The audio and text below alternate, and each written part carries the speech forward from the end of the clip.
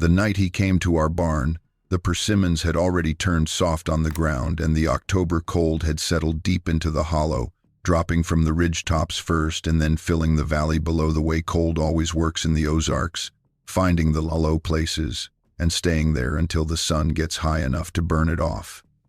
Mama heard him before any of us.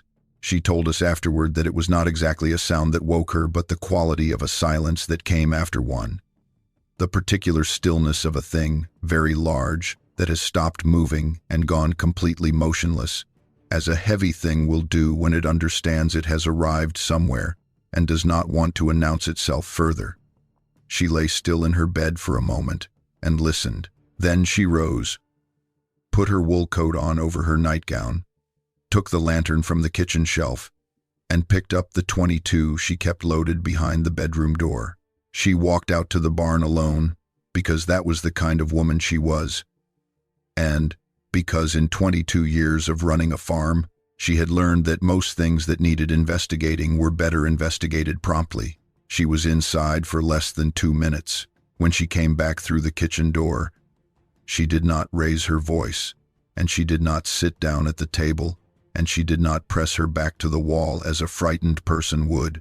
She walked directly to the foot of the stairs and spoke in the same measured tone she used on school mornings when the dark was still full outside and neither of us wanted to move. She said, "Martha, Coy, get dressed. There is an element in the barn that needs help, and I am going to need both of you with me. Before we get into it, let me know where you're watching from and if you've had an encounter like this. My name is Martha Mercer.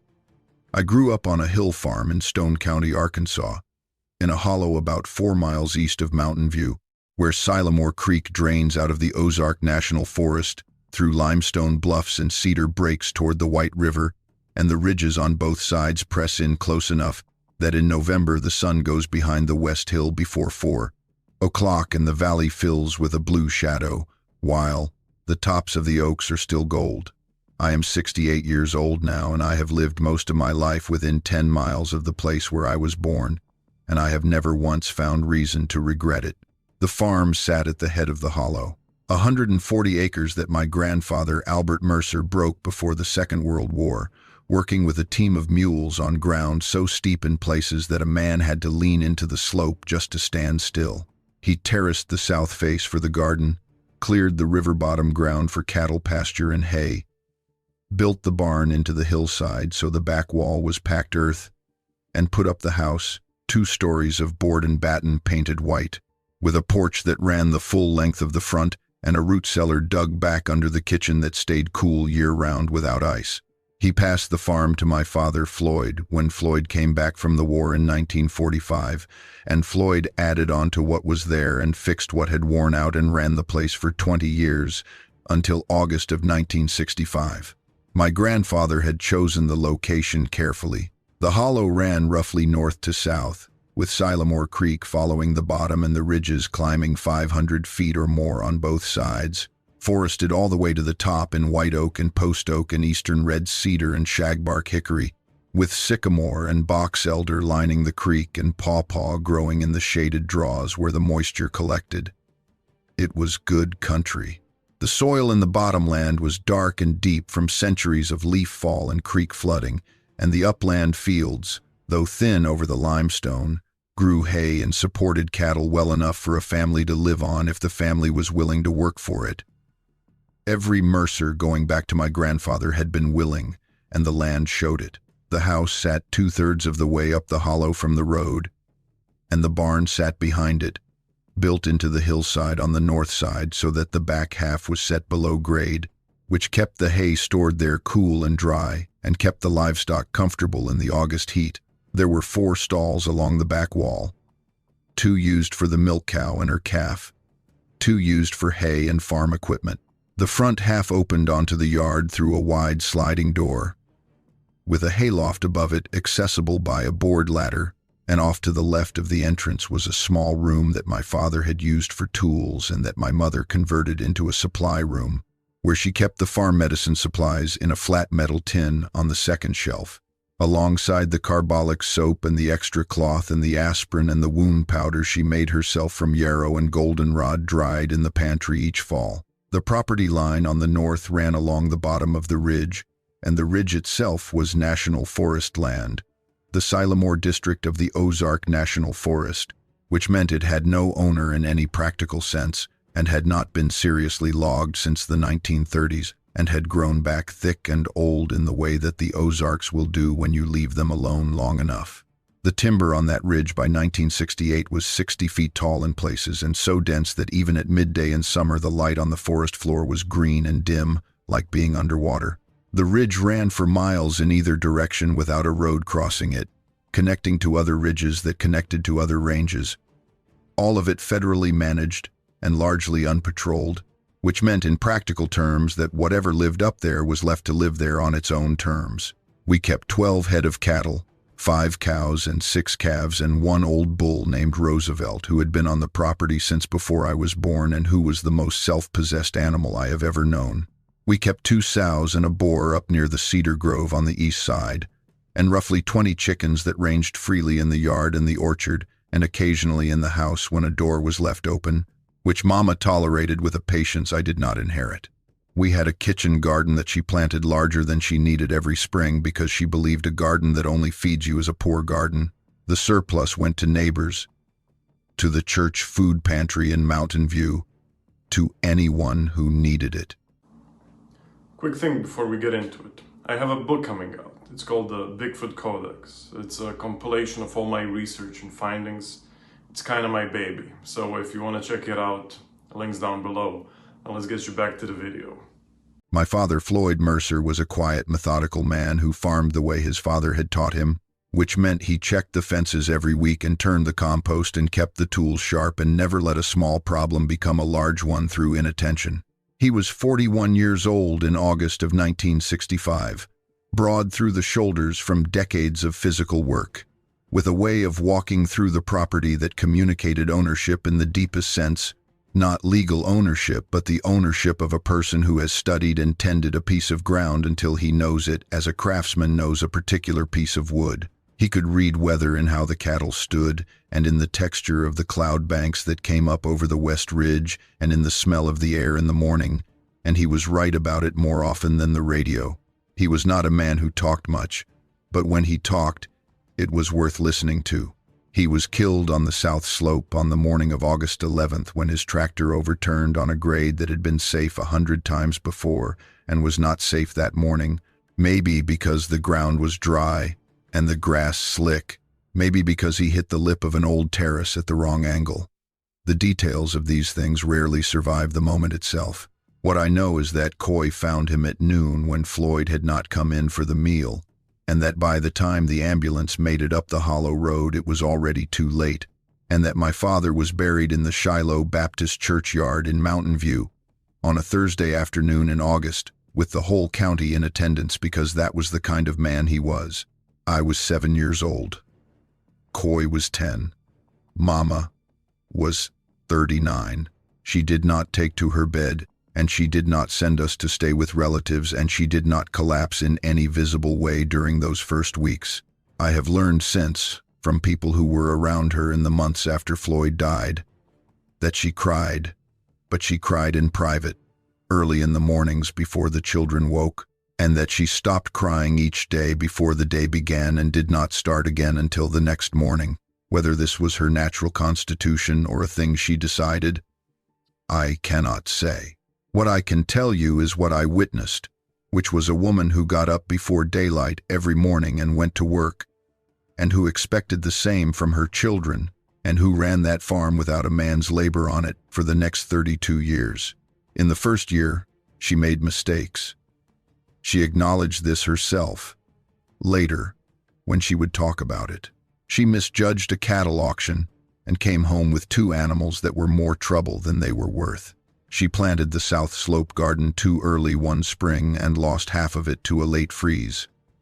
She hired a neighbor's son to help with the hay baling, and he did it wrong, and she had to redo 3 acres by hand. She did not make those mistakes again. By the end of the second year, she was running the farm at least as efficiently as Floyd had, And by the end of the third year, she was running it better because she had the advantage of knowing exactly what had gone wrong and had corrected for it, and because she had the further advantage of being a person who paid attention to everything. My mother had been born in Batesville, 30 miles east of Mountain View in the White River country, the daughter of a man who ran a hardware and feed store and a mother who had been a school teacher before she married. Velma Holt had come to Stone County at 23 when she married Floyd, and the Hollow farm had been nothing like what she had grown up in. Batesville was a real town, with a college and a hospital and paved streets and a downtown of some ambition. The Hollow was a narrow valley at the end of a gravel road with a two-party telephone line and no electricity until 1953 and a nearest neighbor half a mile away. She had come to it willingly, because she loved Floyd and because she was not a person who measured the worth of a life by its amenities. But she had come to it with a good deal to learn. 22 years on the hill farm had taught her everything she needed to know and a great deal that she had not expected to need. She knew the cattle by sound as well as by sight, could tell you which animal was uncomfortable or in distress by a single note in its call without looking up from what she was doing. She knew where on the ridge the good spring was, the one that ran clear in August when the creek had dropped low and the seasonal springs had dried, and she knew which draws ran wet in spring and which ones were dry clay all year. She knew which neighbors could be counted on and which ones could not, and she managed both kinds with the same practical courtesy. Her hands told you everything about her life. They were not the hands of the hardware man's daughter from Batesville. They were wide across the palm and calloused on the fingers and strong enough to wring the neck of a rooster or set the bone in a dog's leg or pull a calf that had come sideways in the canal. She had not been born with those hands.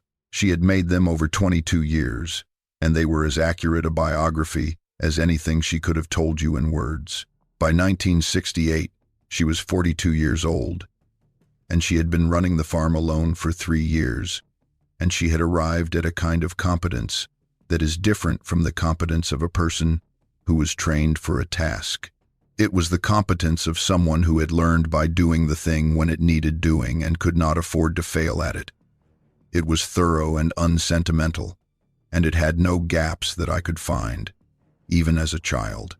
She drove the tractor and welded a broken gate hinge and pulled the front axle on the farm truck and treated a milk cow for mastitis and managed the farm accounts. All of it in the same straightforward way, without drama and without asking for help she had not been offered. I was 11 years old that October. Coy was 14.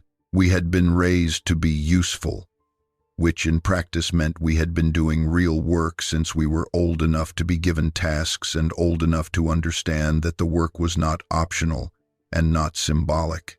By the time I was 8, I was collecting eggs, feeding the chickens, keeping the water trough filled, and helping in the garden through the summer months. By 10, I was helping with the cattle, learning which end of a calf to pull and how to tell a sick animal from a tired one. Coy had started helping with the hay at 12, and by 14 he ran the tractor for planting and cutting and was strong enough to handle most of what the farm required of a grown man. We were not exceptional children.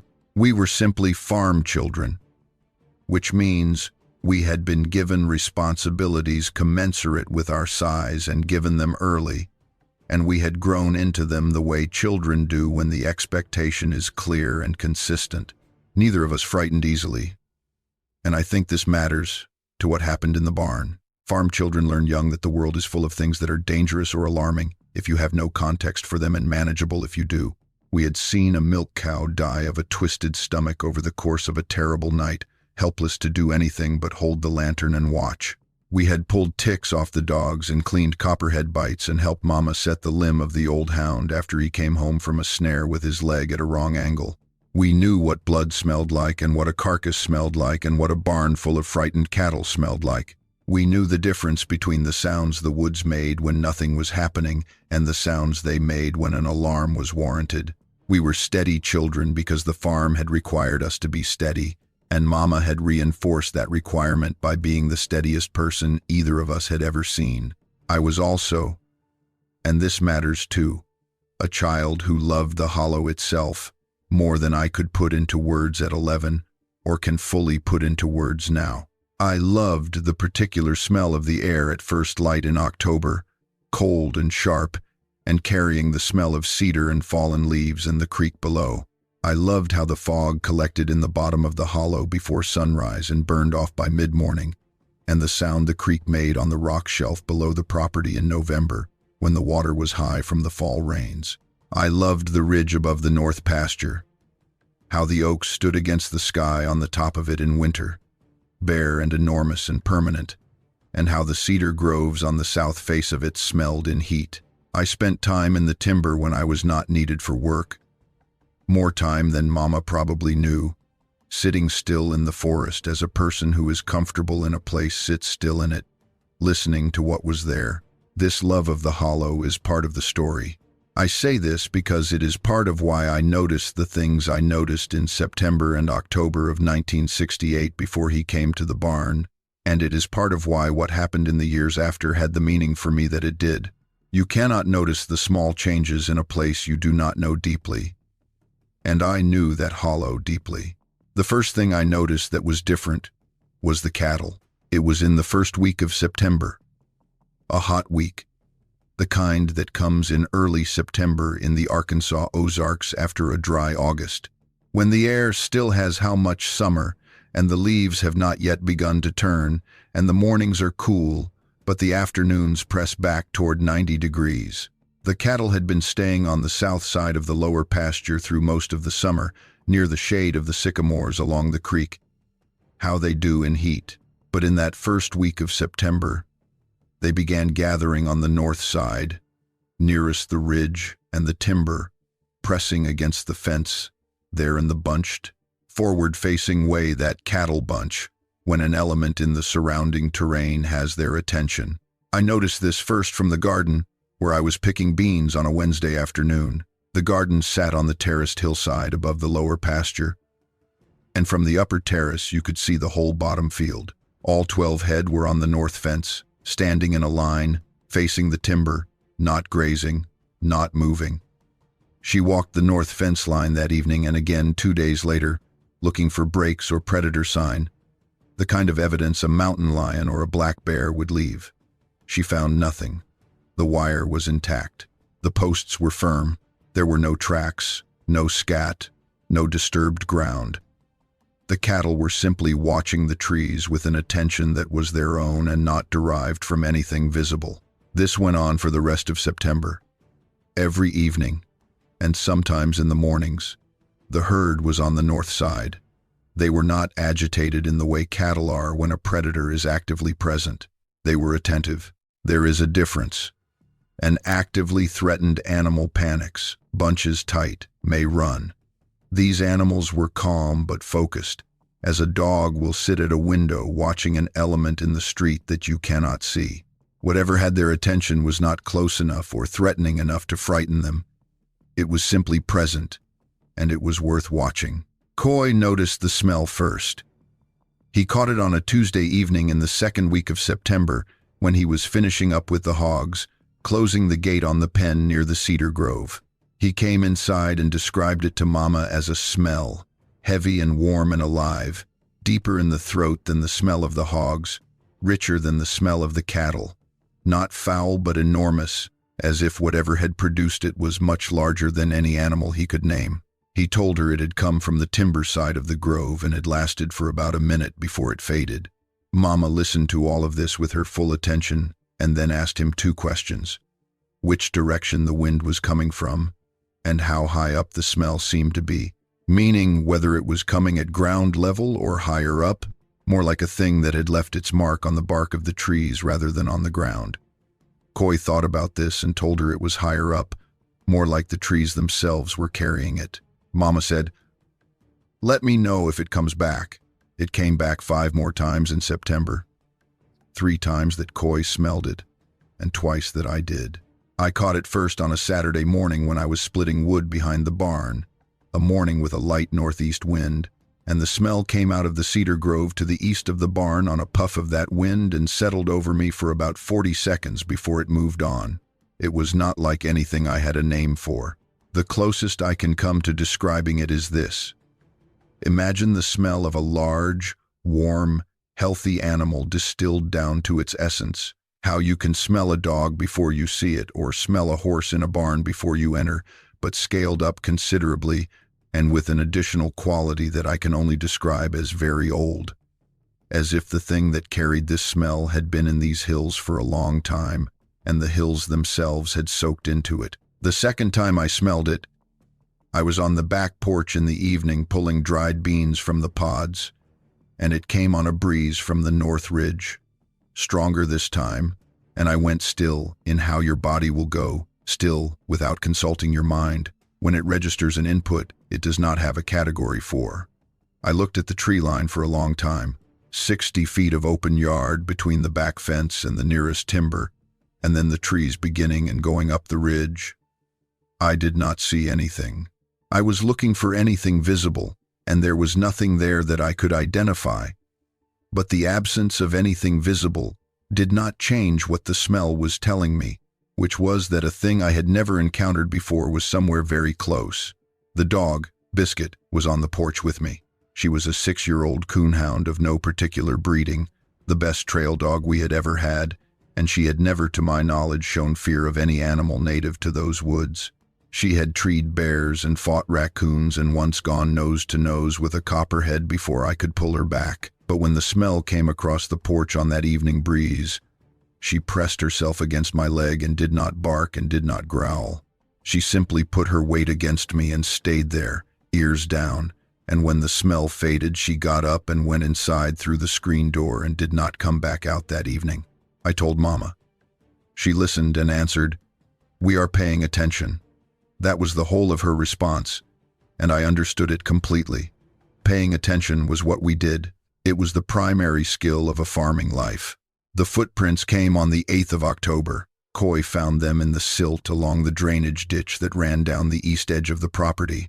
The ditch Floyd had dug years ago to channel the spring runoff off the terraced garden slope. The silt in the ditch collected fine-grained after rains and held impressions well. Coy was walking the ditch line to check for blockages when he stopped and looked for a long time, and then came back to the house with the specific flatness in his face that meant he was using effort to remain calm. He and Mama went out together. I followed a few steps behind. The prints were in a stretch of pale gray silt about 40 feet long, and there were 3 full impressions and several partials where the ground was firmer. Barefoot, clearly, 5 toes on each print, well-defined, the widest at the ball of the foot, normal enough in shape, the shape of a human foot, scaled up to a size that was not possible for any human being I had ever seen or heard of. Mama crouched over the first print and spanned it with her hand, thumb to little finger, and the print was more than twice the width of her palm. She pressed her own hand flat beside it in the silt for comparison, and the size differential was not subtle. She pressed one finger into the silt at the edge of the print to test the consistency, and her finger went about 1/8 of an inch before the silt resisted. The print itself was 2 inches deep, in places more. She straightened up and looked at the direction the prints were tracking. They came from the north, from the direction of the timber on the back of the property, angled toward the creek, and then turned back north and disappeared into the firmer ground near the fence line. She walked along the line of them without stepping on any, and when she reached the last clear impression, she stood and looked at the ridge for a moment. Then she spoke one word. The word she used when she had added a new fact to whatever internal accounting she kept. Well, she walked back to the house and resumed what she had been doing before Coy came to get her. And that was the extent of what was spoken about the footprints that day. In the days that followed, I thought about those prints more than I thought about almost anything else.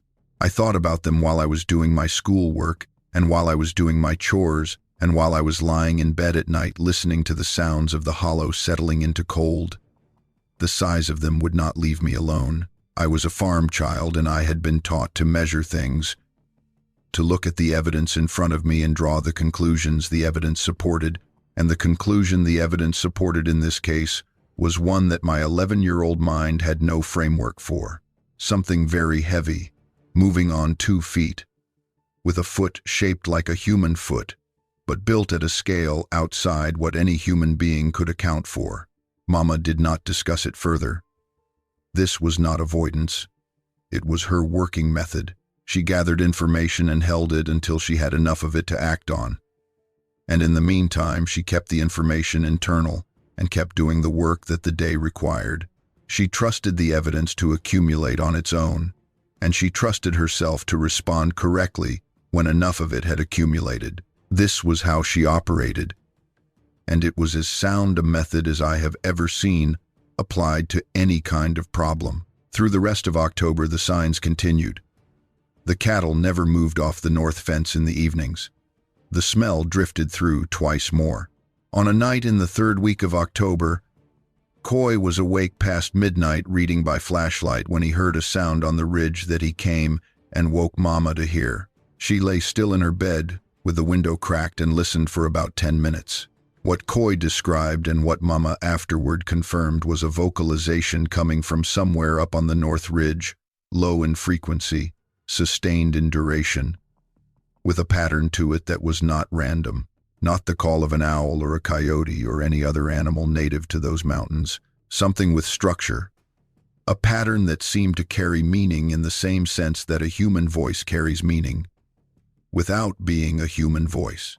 It lasted about 15 minutes, with pauses between the longer notes, and then it stopped, and the night was quiet. Mama closed the window and told Coy to go back to sleep. In the morning, she was silent about it over breakfast, which meant she had filed it in the same place she had filed everything else and was continuing to wait. The last thing that happened before he came was on the evening of October 28th, 2 days before Halloween, 2 weeks before his arrival. I had gone to close the gate on the north pasture at dusk, the gate in the fence line nearest the ridge, the one we kept shut at night to keep the cattle in.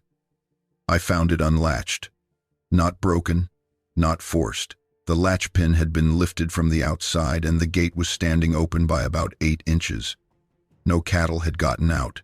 The grass on both sides of the gate was undisturbed. Whatever had lifted that latch had not come through, had simply lifted it and then left it. I stood at the gate in the last of the October light and looked at the timber on the other side of the fence, which was about 30 feet away, across open ground. The oaks were bare at the top and still had a few dry leaves in the lower canopy, and the cedars were dark and full, and beyond them the ridge rose steeply into the national forest timber. I relatched the gate. I checked the latch 3 times to make sure it was secure. I walked back to the house and told Mama, who listened and nodded. She did not explain the latch. She did not speculate. She just added it to whatever accounting she was keeping. Those final weeks of October into early November were ordinary in their surface and charged underneath. Mama had not named what she believed was out there in so many words. She did not operate that way. But the evidence of her thinking was visible in what she did. She made sure the barn was well stocked with hay. She kept the lantern filled and the wick trimmed. She moved the medicine tin from the top shelf of the supply room to the second shelf, where it was more accessible. She checked the bolt on the back left stall door and found it loose and tightened it, and then, 3 days later, she removed the bolt entirely and set it aside. She did not explain this last action, and I did not ask, but I understood what it meant. She had decided the back left stall should be accessible from either side. I noticed other things in those last weeks that I did not know how to categorize. Biscuit, our hound, had resumed her normal patrols of the property after the scare she had received in September. But she worked the timber edge differently now, not going as close to the back fence as she had before, not pressing into the cedar grove how she used to when she was running a coon trail. She was not frightened. She was respectful, which is a distinction dogs make clearly and that I have always found meaningful. A frightened dog cowers or flees. A respectful dog acknowledges a boundary and works within it. Biscuit was working within a boundary she had identified on her own, and the boundary was exactly where the evidence I had been collecting said it should be. On the 1st of November, I found a structure at the edge of the timber, I had gone to pull some old fence posts that had rotted out near the north corner, planning to replace them before the ground froze hard, and I had gone further into the cedar grove than I usually did to look for a cedar pole I could split for a replacement post. In the grove, partially screened by the cedars, was a dome-shaped arrangement of bent saplings, about 6 feet across and 4 feet high at the center, with the branch ends pressed into the ground and the living tips interlocked at the top. It had been made recently. I could tell by the fresh bent look of the wood and the fact that the leaves had not yet dried on the branches. It was not the kind of structure wind makes or that tree fall makes. It had been built by a being that understood the mechanics of how bent wood holds under tension. I stood and looked at it for a while. Then I went back to pulling the fence posts and did not touch the structure. And when I told Mama, she went and looked at it and came back without a word. The structure was gone 2 weeks later. Whatever had built it had dismantled it or abandoned it. I found the bent saplings scattered on the ground. The branch tips pointed every which way, no longer interlocked. The ground underneath where the dome had been was packed harder than the surrounding forest floor, as if a heavy body had rested there on multiple occasions. 17 more ordinary days followed. Farm work, school, the first hard frosts, the usual work of November preparation. Mama had us stack the extra firewood on the north side of the house, where it would be accessible from the back door during deep snow. She checked the root cellar inventory and found it good. She wrote to Coy's teacher about an assignment he had been struggling with. We ate supper, did our lessons, went to bed. The ridge sat above us, and the creek ran below, and the cattle grazed in the bottom ground, and the evenings came earlier every day, and nothing happened, and nothing happened, and then it did. I want to describe the barn to you before I describe what was in it, because the specifics of the place are necessary for understanding what happened and why. The barn was built into the north hillside about 40 yards behind the house, with the entrance facing south toward the yard and the back wall set into the packed earth of the hillside so that the rear half of the building was partially below grade. This created a structure that was naturally cool in summer and naturally retained heat in winter, which was good for the stored hay and good for the livestock and good, as it turned out, for a wounded being that needed a sheltered place to rest. The building was roughly 60 feet long and 30 feet wide, with the 4 stalls along the back wall and the open bay and loft at the front. The sliding entrance door was 8 feet wide and 7.5 feet tall, with the frame set in a timber sill that had been there since my grandfather built the structure and that bore the marks of 30 years of opening and closing. The back left stall was the empty one. We used it for overflow hay in years when the loft filled, and for equipment storage when gear needed to be out of the weather. But in October of '68, it was empty. Just swept dirt floor, a wooden manger along the wall that we had not used in years, and the packed earth back wall with its natural coolness and its smell of old stone and decades of accumulated grain dust. It was the deepest, darkest, most private part of the barn, and it was where he was. The night he came, it was the 14th of November.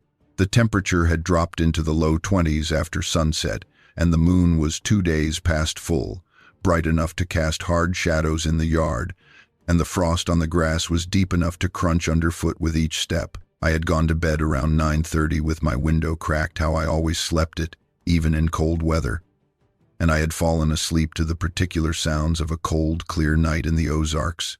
The creek below, an owl somewhere on the east ridge, the settling of the house frame in the cold. What woke me was Mama's voice at the foot of the stairs. Not a shout, just her voice, at the volume she used when she expected to be heard and obeyed. I was out of bed and pulling on my clothes before I was fully awake, because that tone had been conditioned into me from early childhood as a signal requiring immediate response. Coy was already on the landing when I came out of my room, his face still creased from his pillow, the .22 in his hand. Mama was at the bottom of the stairs in her wool coat with the lantern already lit and her boots already on. Her words were flat and certain. "He is hurt. He is not going to hurt us. Come quietly." Rupa, Rupa, I want you to understand what those 3 sentences were. They were the result of less than 2 minutes of observation by a woman who had spent 22 years learning to read animals, livestock and wild both. She had gone to the barn, held up the lantern, looked at what was there, and made an assessment. The assessment was contained in those 3 sentences. She had already decided what the situation was and what it required, and now she needed us with her because the job required more than one person. This was not bravery in the dramatic sense. This was competence operating at the level it had been trained to operate. Walking across the yard was the strangest thing I had done in my life up to that point, and I was old enough by then to understand that I was going to remember it always. The moon made the frost on the grass look like powdered glass, and the yard was so bright that our shadows were almost as sharp as noon shadows. And the cold was the kind that gets into your nose and makes each breath an event. Coy was ahead of me with the rifle. Mama was in front of Coy with the lantern. She had put me between them, which I understood without asking was because I was the smallest. The barn smell hit me when Coy slid the door sideways on its track. First the ordinary barn smell, hay and cattle and old wood and the mineral smell of the packed earth floor. And then beneath it and through it another layer entirely. A quality nothing like any of those things, dense and warm and present in the air, more like a presence than a smell. It was not foul. It had a depth to it, an organic richness that suggested a large, warm-blooded living presence, a thing that had been in the trees long enough for the trees themselves to have contributed to it. My whole body responded to it before my mind did. How the body responds to information that the conscious mind has not yet processed. Every muscle pulled in at once. Every hair on my arms and the back of my neck stood. My legs took one step backward before I caught myself. Mama's hand came onto my shoulder from behind. Steady and firm. How she touched you when she needed you to hold still. I held still. She held the lantern up and aimed it toward the back of the barn, and we walked. He was in the back left stall, seated.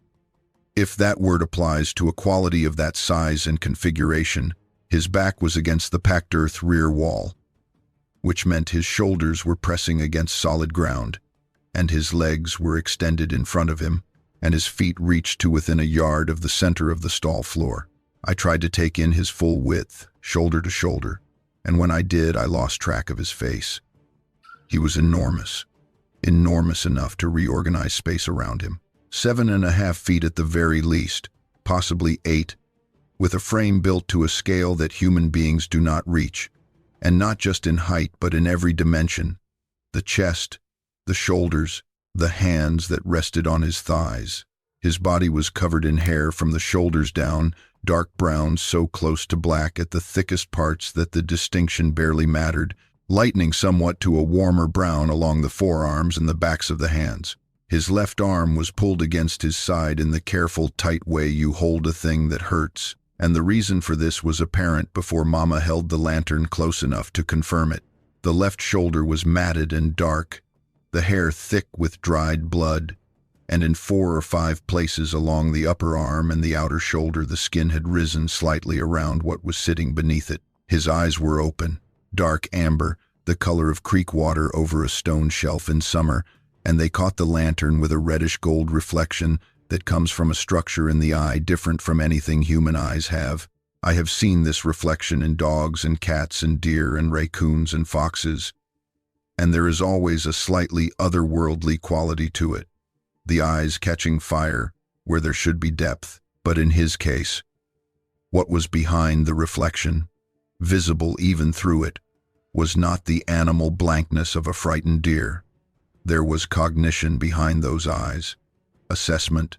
He was looking at us as a person looks at an unfamiliar situation they are trying to understand, taking us in carefully, measuring us against an internal judgment. He did not move when we entered. He did not make any sound. He simply watched us come toward him with the lantern, and I think now, looking back on it from 68 years of life and 57 years of thinking about that moment, that his stillness was as deliberate as anything Mama did in those first minutes. He had come to the barn. He had chosen to be here rather than somewhere in those thousands of acres of national forest timber where no one would ever find him. He had made a decision, and having made it, he was holding himself still and letting it play out. Mama stepped forward, past me, and held the lantern toward his left shoulder. She made a sound, not a word, just a long breath taken in through the nose and let out slowly. The sound she made when she was studying a thing that required her full attention. And she was giving it. She had seen a buckshot wound before. Floyd had taken a pellet in the leg from a hunting partner's careless swing when I was 5, and she had extracted it at the kitchen table while Floyd sat on a stool and gripped the table edge and said nothing. She knew what she was looking at in that left shoulder. Pellets, multiple, from a shotgun fired at distance, far enough away that the spread had widened and the velocity had dropped enough to bury the shot instead of passing it through. She knew this in the first 10 seconds, and she was already planning her response by the time she turned to Coy. She told Coy exactly what to get, and in what order. The medicine tin, the carbolic soap, the large pot filled with water and put on the burner to boil, the white cloth from the bottom of the linen press.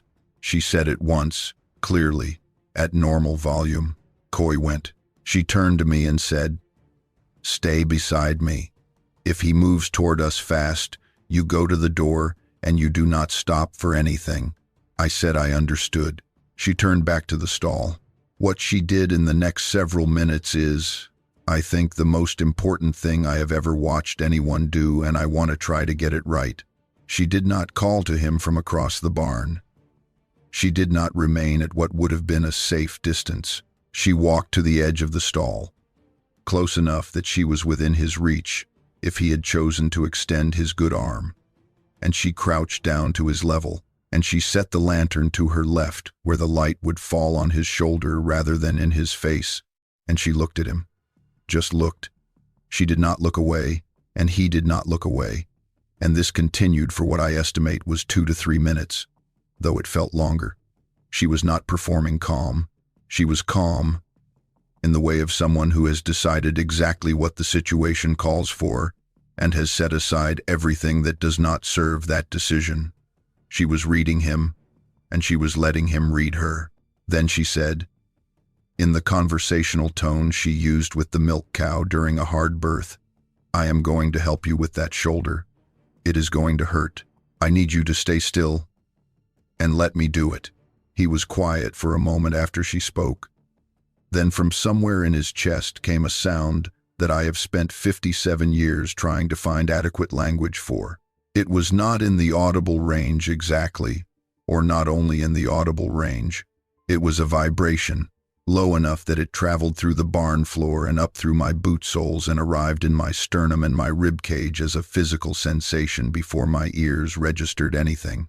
Like the bass note of a very large instrument felt through the body of whatever you are sitting on. It was not pain, and it was not threat. It carried a quality that I can only call assent. The quality of a decision confirmed, though I recognize how imprecise this sounds. Mama heard it and nodded once. The same nod she used when an animal had confirmed that it understood what was about to happen and was going to cooperate. She pushed her sleeves up to the elbows and waited for Coy to come back with the supplies.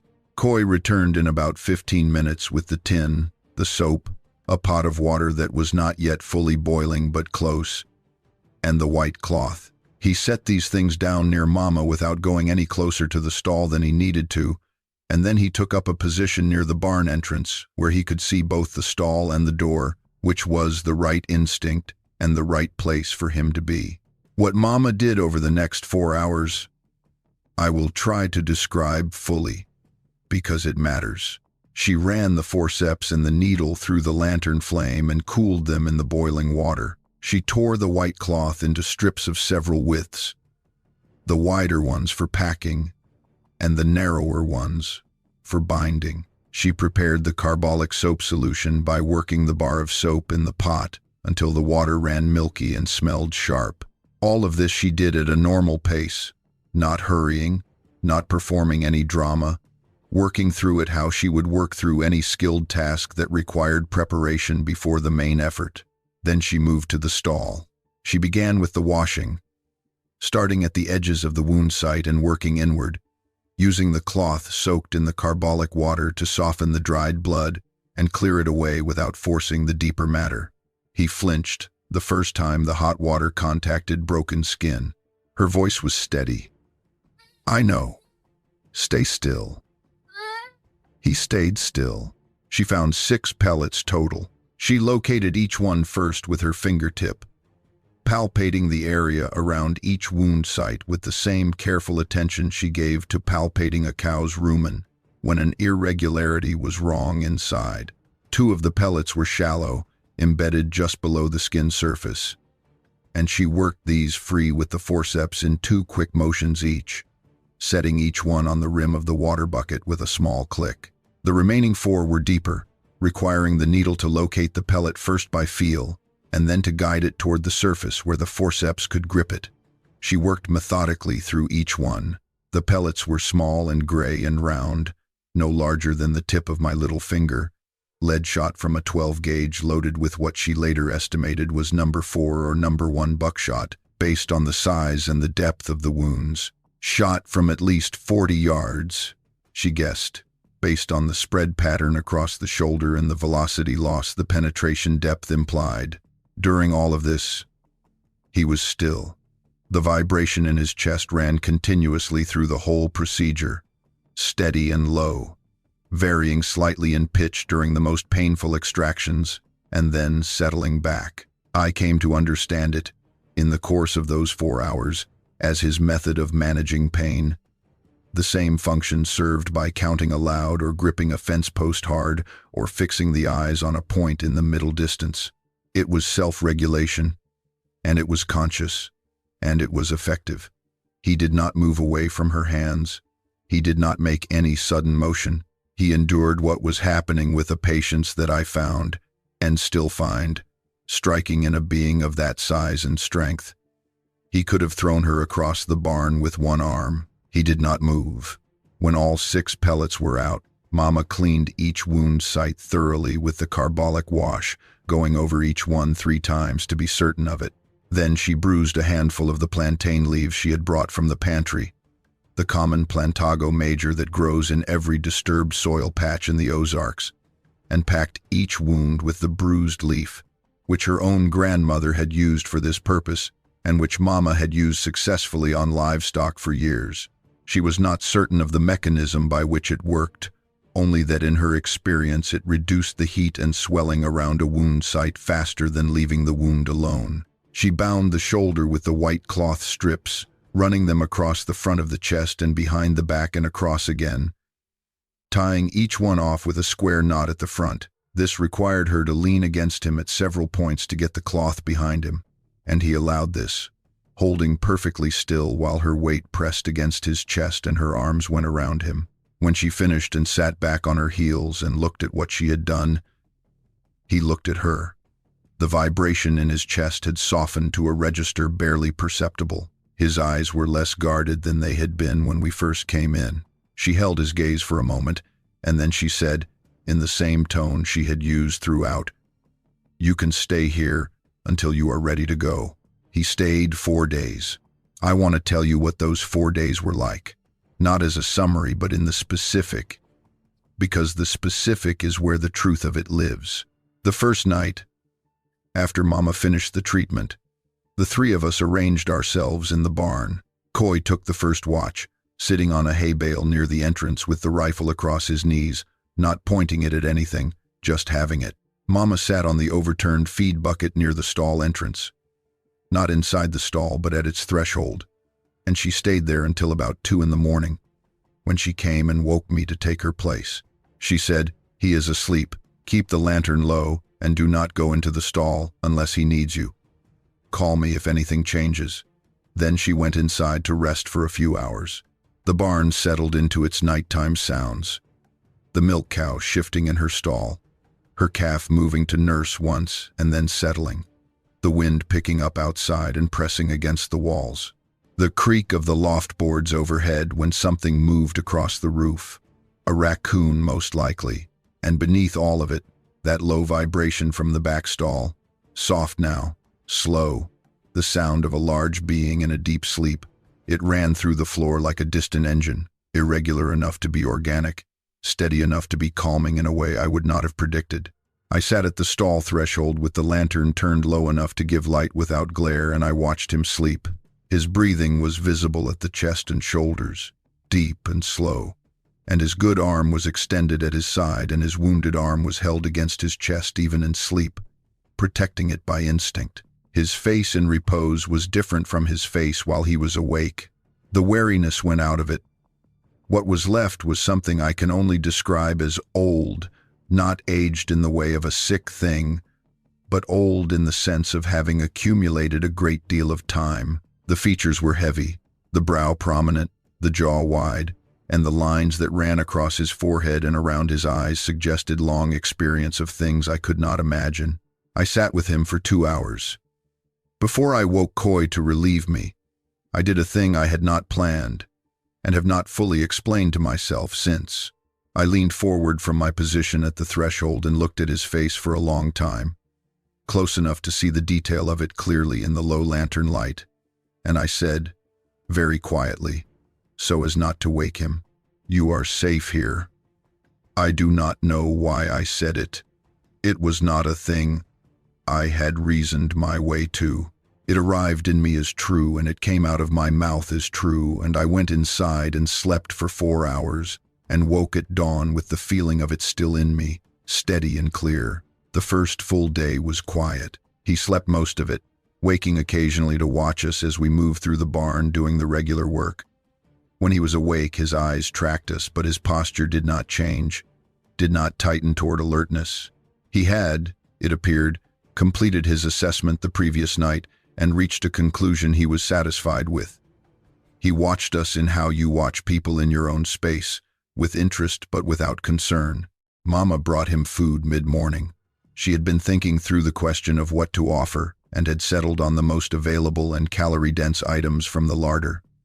The full pot of bean soup left from the previous evening, which he ate by tipping the iron pot to his mouth. Then a crate of stored sweet potatoes, 3 heads of preserved cabbage, 2 jars of canned tomatoes, the lids of which he removed by pressing his thumb against them. He ate all of it over the course of the day without apparent difficulty and seemed neither full nor still hungry, but simply satisfied, as a person is satisfied when they have had enough after not having enough for some time. Mama checked the dressing mid-afternoon. She had him hold still while she unwound the cloth strips and examined each wound site. The carbolic and the plantain had done their work overnight. The sites were less angry than they had been, the swelling reduced, the heat at each site diminished. She repacked 2 of the deeper wounds with fresh plantain and replaced the dressings. He sat through all of it with the same patience as the night before, the low vibration running in his chest, and when she tied off the last strip, she told him again that it was looking better and that he needed to let it rest. He looked at her when she finished, and the look was the kind that follows the sense of having been understood. Late in the first afternoon, an incident occurred that I did not include when I described the 4 days earlier, and I want to include it now because I think it completes the picture of those days in an important way. Coy had been in the yard most of the day, keeping himself busy with a section of fence that needed mending and with stacking firewood on the north side of the house. He had not been inside the barn since the morning, except once to check the water trough. He came in at mid-afternoon with the firewood smell on his coat and stood at the entrance of the back left stall and looked in at him for about 5 minutes without saying anything. He did not have the rifle with him this time. He stood with his hands at his sides and his weight forward slightly on the balls of his feet, the posture he used when he was paying close attention to something and did not want to miss any of it. He and I were the only ones in the barn at that point. Mama was in the house making supper and had asked me to keep watch. I was at the stall threshold on the overturned bucket. Coy stood just behind me and to my left. The amber eyes moved to Coy when he came in. They held him for a long time, longer than they had held me or Mama on any single occasion. Coy held the gaze back, which was the right thing to do. and did not look away. The chest vibration, which had been very soft through most of the day, changed register slightly, went a half-tone lower, and held there for about 20 seconds. Then it went back to what it had been. Coy said, very quietly, and to himself, rather than to either of us, "All right." He stood there a few more minutes, and then left the barn, and I heard him outside resuming the firewood work. He did not mention the exchange at supper that evening or afterward. What I know is that something was established between the two of them in those 5 minutes that required no further development. Coy did not visit the barn again during the 4 days except for practical purposes, but he did not avoid it either, and the quality of his presence on the property in those 4 days was different from what it would have been if he had simply been frightened and managing the fear. He was resolved. He had looked at the situation directly and come to a position on it, and the position was acceptance. And from that acceptance he went on with the farm work that needed doing in his usual thorough way. That was Coy, and I loved him for it. The second day, he ate again, heavily, and slept again in the afternoons, and woke toward dusk, and was awake most of the second night.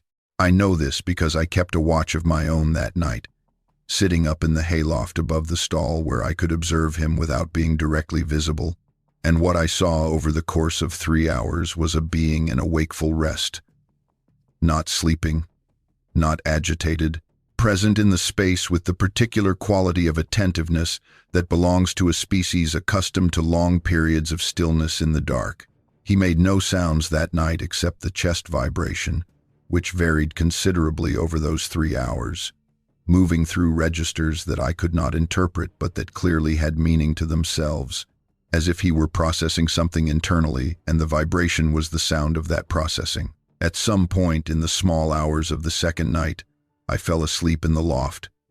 When I woke it was past 3, and the barn was dark except for the lantern we had left low in the aisle. I climbed down the loft ladder as quietly as I could and looked into the back stall. His arm was across the stall floor, extended toward the hay bale I had been using as a backrest on the first night.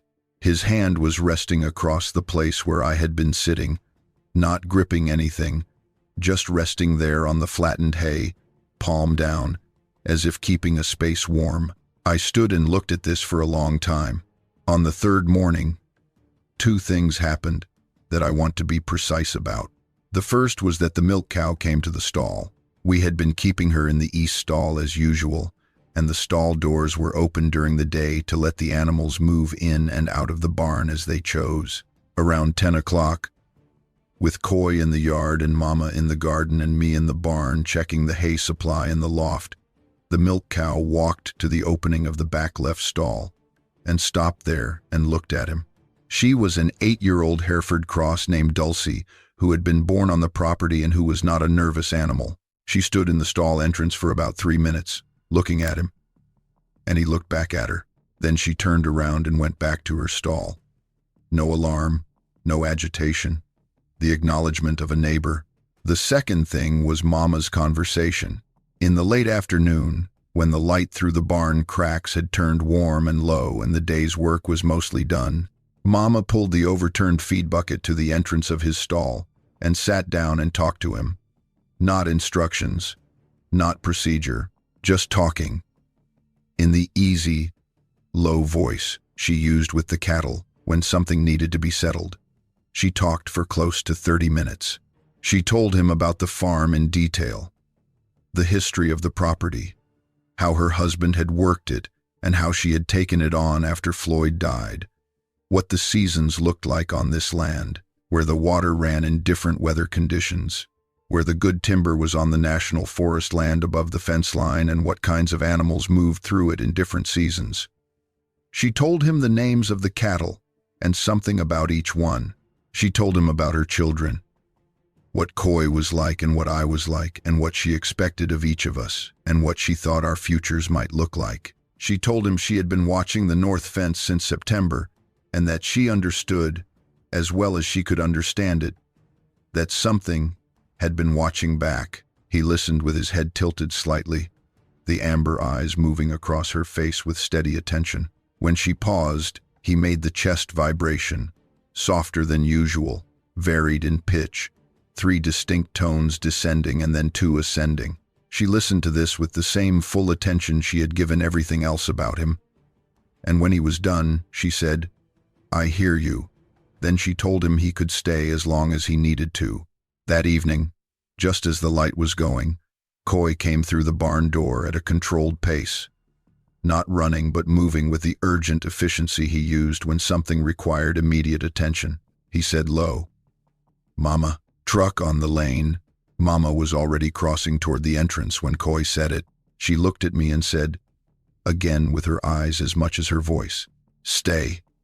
Then she walked out into the yard, and Coy went to the fence line on the east side and made himself look busy with the post he had been meaning to check. The truck was Buster Kell's. Buster farmed the property to our west, a large, genial, red-faced man with a voice that carried across a hollow and a habit of stopping in when he passed on the road. He had helped us more than once since Floyd died, and he was sincere in his helpfulness. But he was also a man who noticed things and who talked to people about what he noticed. And on this particular evening, his truck coming down our lane was the most alarming thing I had seen since the night before. Mama met him at his driver's window before he got the door open. From where I stood in the barn doorway, I could see the two of them, her standing at his window in the last of the light, and I watched her conduct a conversation that was, from the outside, entirely ordinary. I could not hear most of it, but she told me afterward what was said. Buster had come to borrow the post-hole digger, which he had a standing arrangement to use, and to check in on us as he sometimes did when he was passing. He mentioned that a neighbor 2 hollows over had said something about a strange smell coming out of this direction for several weeks. Wondered if one of our animals had gotten into something or died somewhere back in the timber. Mama said she had found a deer carcass back in the National Forest timber in early October and believed the smell had come from that and that the coyotes had long since finished it. Buster accepted this without question, because it was a reasonable explanation and because Mama delivered it in the tone she used for facts, which left no opening for doubt. He asked about Coy, and about me, and about whether we had enough put up for the winter. Mama told him we were well prepared and thanked him for asking. He told her the post-hole digger would be available the following week and reminded her not to hesitate if we needed anything. She thanked him again and wished him a good evening. He backed his truck around and went up the lane, and Mama stood in the yard and watched his taillights until they were gone around the far bend. Then she turned and looked at the barn. She looked at me standing in the barn doorway. She looked at the barn for another moment. How she looked at things she was thinking carefully about. And then she went to the house to start supper. That was all. After supper, after the dishes were done, and Coy had gone to the loft to read, and I was at the kitchen table with my schoolwork, Mama sat down across from me with her mending and said, without looking up from it, "He is staying one more night. In the morning we will check the dressing, and if it looks right, we will leave it to him." She did not say anything else about it, and I did not ask anything. On the morning of the 4th day, the left stall was empty. Coy had gone out at first light, before me. And when I came down at dawn, he was standing in the kitchen doorway, still in his coat and boots. He had his back to me and was looking out the window toward the barn. He said, "He's gone." Just those 2 words, and the flatness in his voice was not alarm, but something I read as the particular quietness of a person absorbing a significant change. We went out together. The barn door was standing wide open, as we had been leaving it. Inside, the left stall held the flattened hay where he had rested, the compressed shape of his position over 4 days visible in it, the hay darker where he had lain against it, and the edges of the impression as clear as the edge of a pressed garment. The medicine supplies were where Mama had left them, the water bucket was where it had been, and in the center of the flattened hay there was a pile of mushrooms, chanterelles, the golden kind, with that particular smell that is like apricot and forest floor combined. A smell so specific that you know it before you see the source. A full, generous pile of them, the caps firm and the gills clean, gathered recently enough that they had not dried or darkened, and beside the chanterelles, a darker, ruffled cluster of hen of the woods, the bracket fungus that grows at the base of old white oaks on the upper ridges, in the higher elevation timber where the big trees still stood, miles from the bottomland near our property. Both varieties were in better condition than they had any right to be. Gathered at a time of year when most chanterelles had finished and the hen of the woods was in its last week, arranged together in the hay, with the care that a person uses when setting something down for another person to find. Mama came out while Coy and I were still looking at them. She stood at the stall entrance and looked for a long time. She did not speak. I watched her face, and I saw in it the expression she wore when she was taking in a quality of consequence. Not surprise exactly, not wonder exactly, but the settling that happens in a person when something they half knew to be true is confirmed. She bent and picked up one of the chanterelles and held it for a moment and put it back. Then she stood and said, "Get the basket." She picked every mushroom herself, carrying them to the kitchen in 2 loads in the wicker basket. She cooked half with the morning eggs and dried the rest on the screen door frame for the larder. She said nothing about where they had come from. We ate them at breakfast in silence, and the eggs were good, and the chanterelles were better than any I had tasted, rich and dense and buttery, richer than anything the store-bought varieties offered, and Mama ate them with the focused appreciation she gave to things she understood to be gifts. When breakfast was done and the dishes were cleared, she sat at the kitchen table with the farm accounts notebook and a pen, and she opened the notebook to a fresh page. At the top of the page she wrote the date, November 18th, and beneath it she made a brief note. I did not read the note until many years later, when she showed me the notebook herself, and what it said was this: 4 days, shoulder wound treated, 6 pellets removed, full recovery likely, chanterelles and hen of the woods left at departure, arrangement to be honored. That was all. That was Velma Mercer's complete record of the most significant event in our family's history. And it was exactly right. The weeks that followed the departure were unlike any period I had known on that farm, not because of anything dramatic that happened, but because of how the ordinary felt.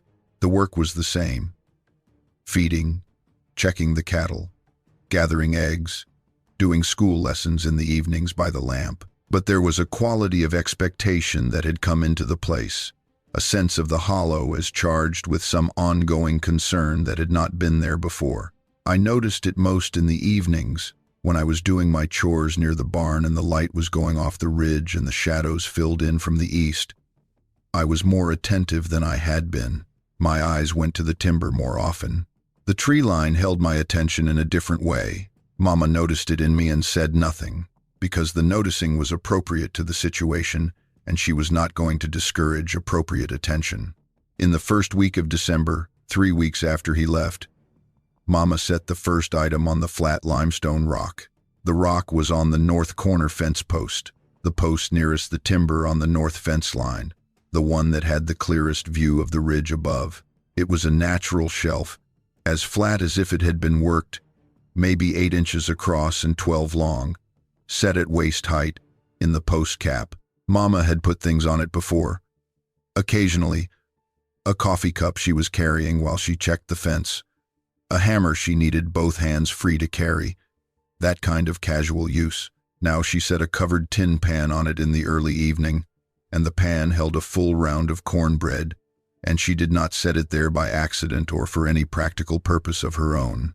In the morning the pan was clean and sitting upright on the rock. Mama washed it and said nothing. The following week she left a pile of the late storing apples, the firm Ben Davis variety that kept into January if the root cellar stayed cool. In the morning the apples were gone, and in their place was a bundle of wild ginger root. 7 or 8 pieces, washed clean and dried, more wild ginger than Mama had seen in a single bundle in all her years in the Ozarks. She carried it inside and hung it from the pantry beam. Over the winter she used it in ginger tea and in the spiced cider she made at Christmas and in a poultice for my brother's chest cold in February. and she remarked once that it had more potency than any dried ginger she had bought from the store, which she attributed to it being truly wild rather than cultivated. Mama started a second notebook at this point. A plain composition notebook, separate from the farm accounts. In it she recorded each exchange, the date, what she had left, what had come back, her assessment of the timing. She was as matter-of-fact about this record as she was about the accounts, writing in her neat, compressed hand without embellishment or interpretation, just the facts. What went out, what came back, the date. Over the years, this notebook became a document of considerable specificity, and I read all of it after she died, and what it showed, across the nearly 18 years of exchanges it recorded, was a pattern that was anything but random. But I am getting ahead of myself. In the winter of 1968 into 69, we were just beginning. The exchanges continued through December and into the new year. Mama left stored vegetables, dried beans, once a whole smoked shoulder she had put up from a hog butchered in November. What came back varied. Dried herbs, some she could identify, and some she could not. Roots, once a cluster of turkey tail mushrooms that she brewed into a tonic, not knowing at the time and learning only decades later that turkey tail contains compounds the modern pharmaceutical world had come to take very seriously for immune function. Flat river stones that had been worked on their surfaces, not shaped into anything finished but thinned and smoothed in ways that suggested they were intended as tools or as blanks for tools.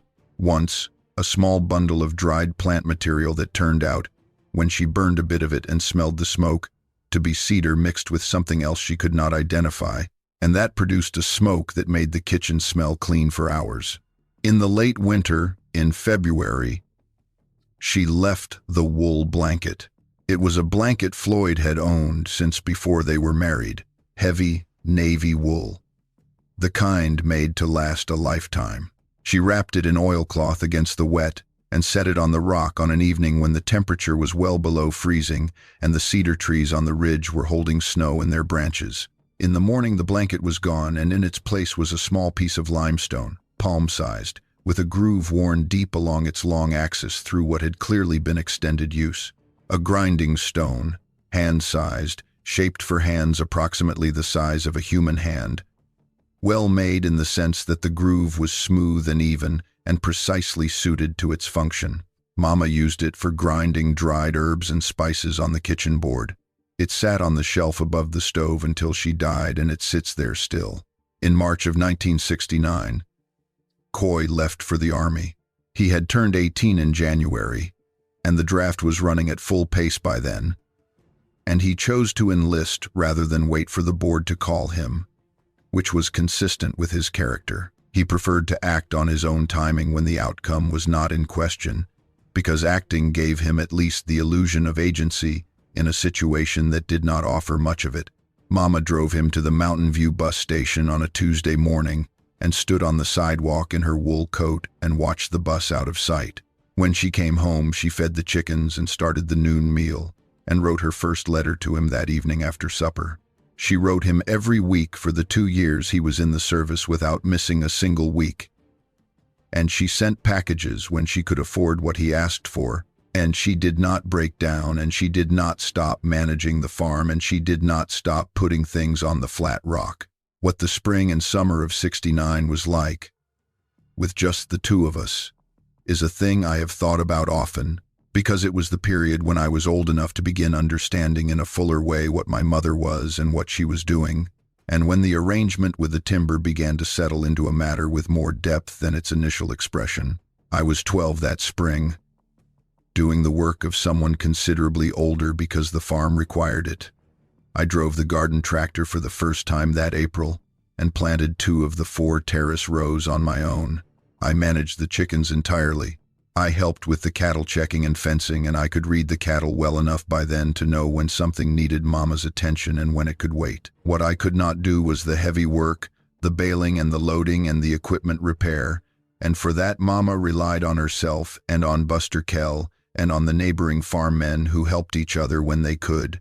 which in that county was often. The cattle, through this period, completed their adjustment. Through September and October of the previous year, they had been attentive to the north fence in the evenings, watching the timber. By the spring of '69, they had stopped this. They moved freely in all parts of the lower pasture, including the north end, at all hours, without the grouped watchfulness they had shown in the fall. This told me something about how the ridge had been used in the intervening months. Whatever was there was no longer novel. The cattle had learned it and filed it, and ceased to find it worth watching. This was the behavior of animals that have normalized a presence, which is different from the behavior of animals that have stopped detecting one. The summer of '69 was the summer I began to understand the tree line. I had always felt at home in the hollow, always loved the particular quality of that place, the tightness of the valley and the height of the ridges, and how the sounds of the creek and the timber and the birds layered into a quality that was more like music than noise. But that summer I began to feel something additional at the tree line, specifically along the north fence, that I had not felt before.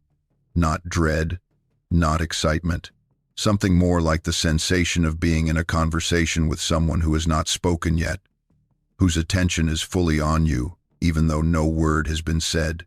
I tested this feeling one July evening, and it was real. I was sitting on the top rail of the north fence at dusk, watching the light fail on the ridge, which I had done a dozen times that summer. The light in the Ozarks at dusk in July is a particular gold that lasts only a few minutes before going amber and then gray, and I liked to watch it move through the timber on the upper ridge. I was not looking for anything.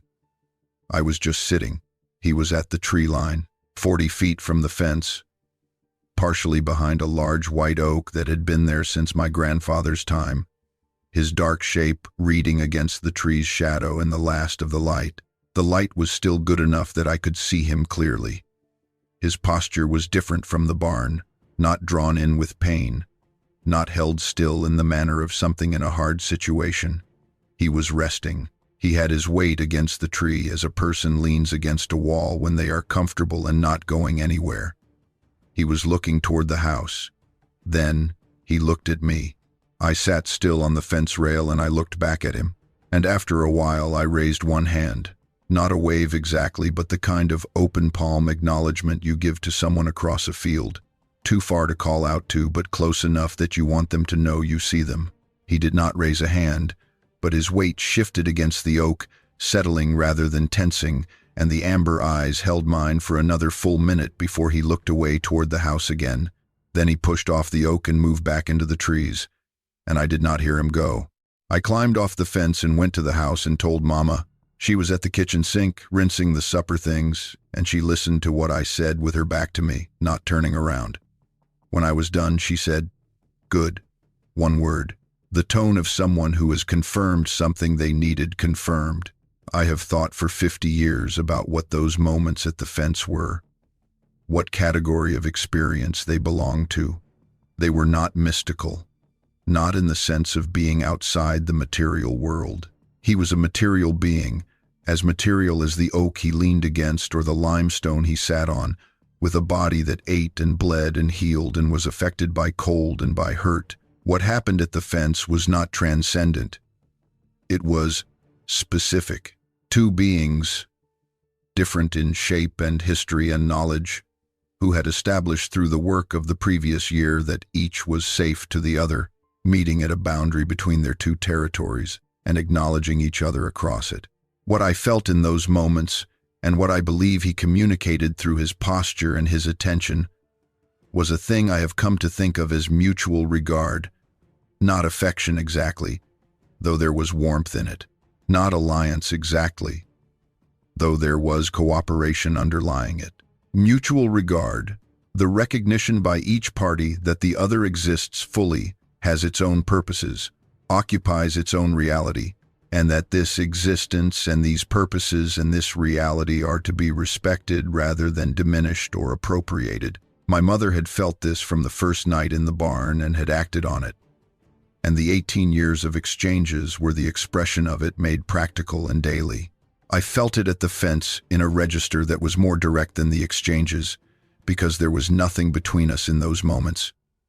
No transaction, just presence and attention, and the acknowledgement that the presence and attention were mutual.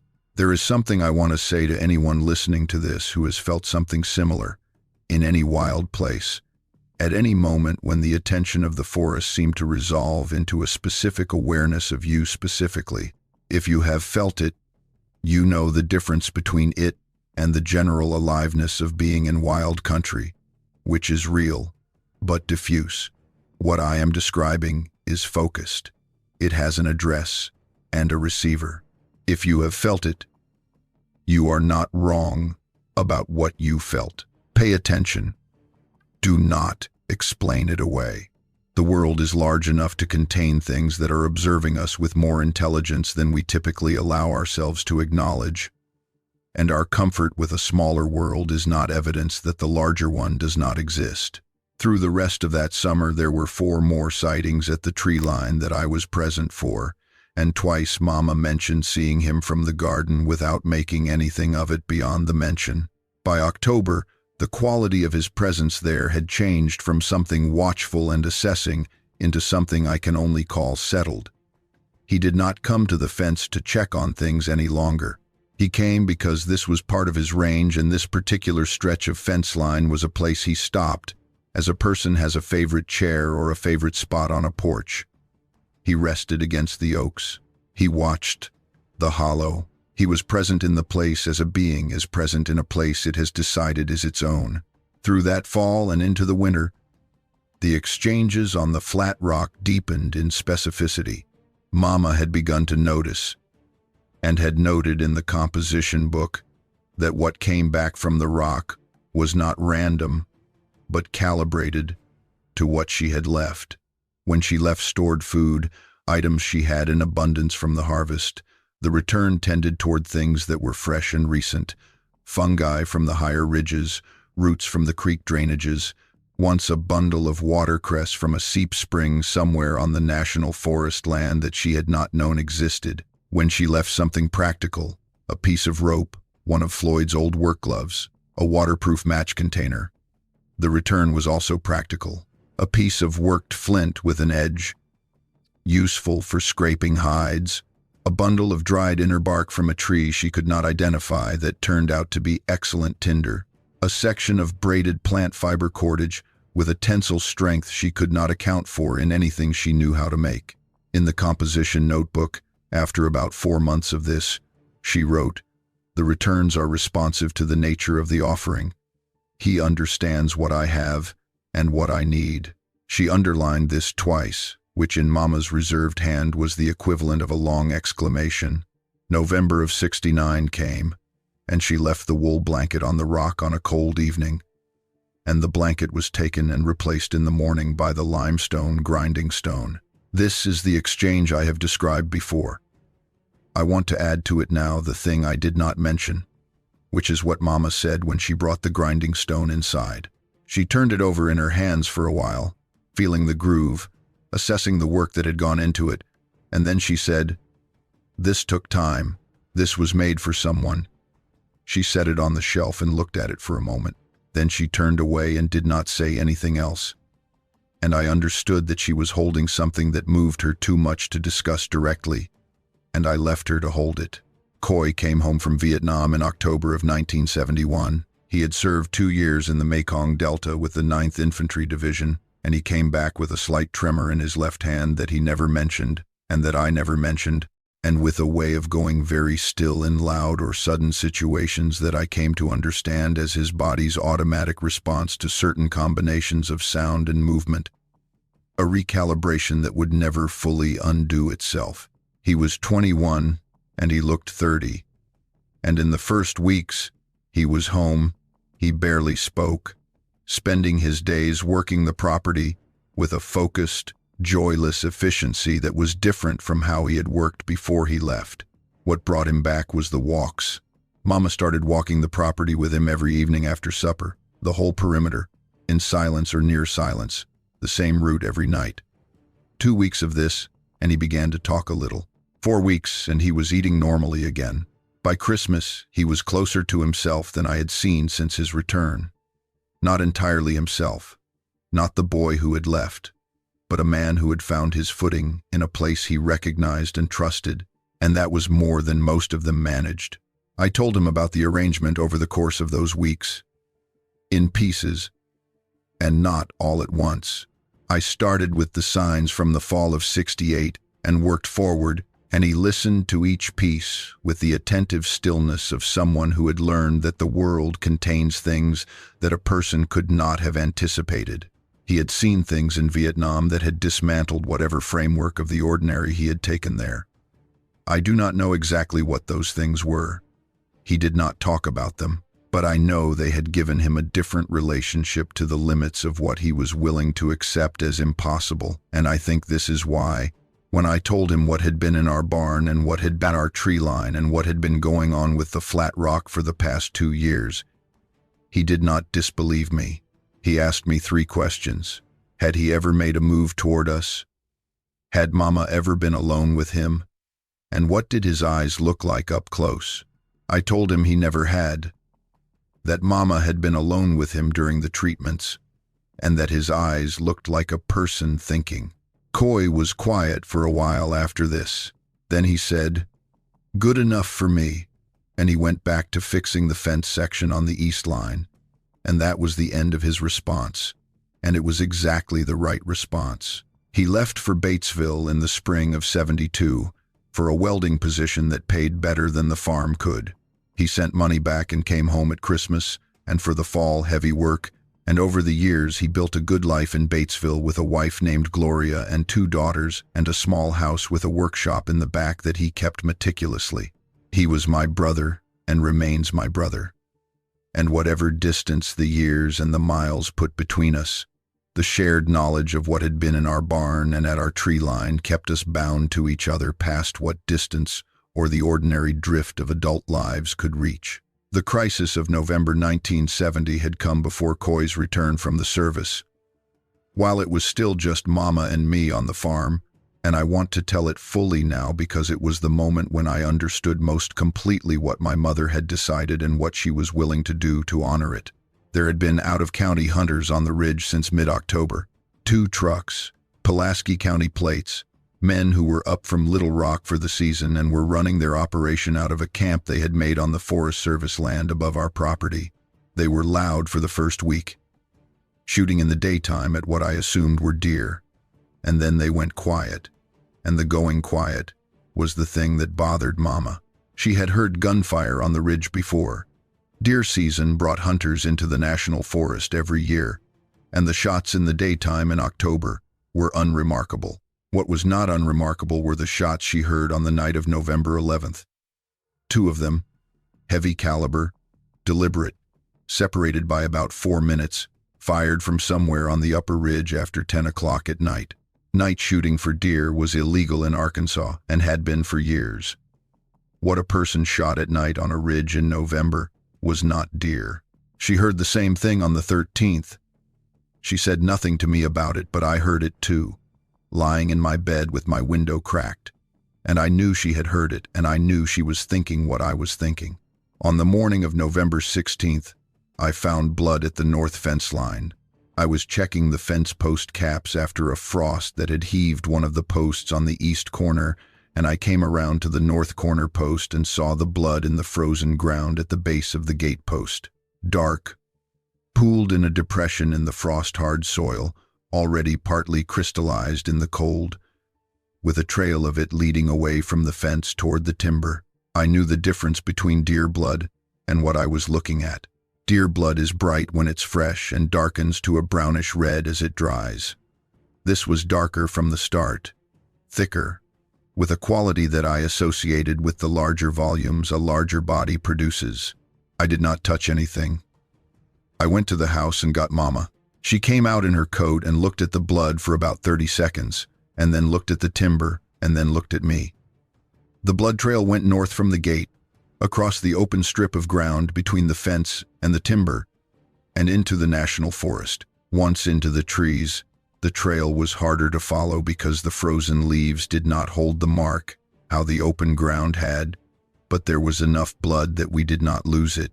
We tracked it north and uphill for a quarter mile, into the old-growth timber on the upper part of the ridge, past the second-growth sassafras thicket that came in after the 30s-era logging, up a limestone spine that ran along the top of the ridge toward the cedar grove at the highest point of that section of the ridge.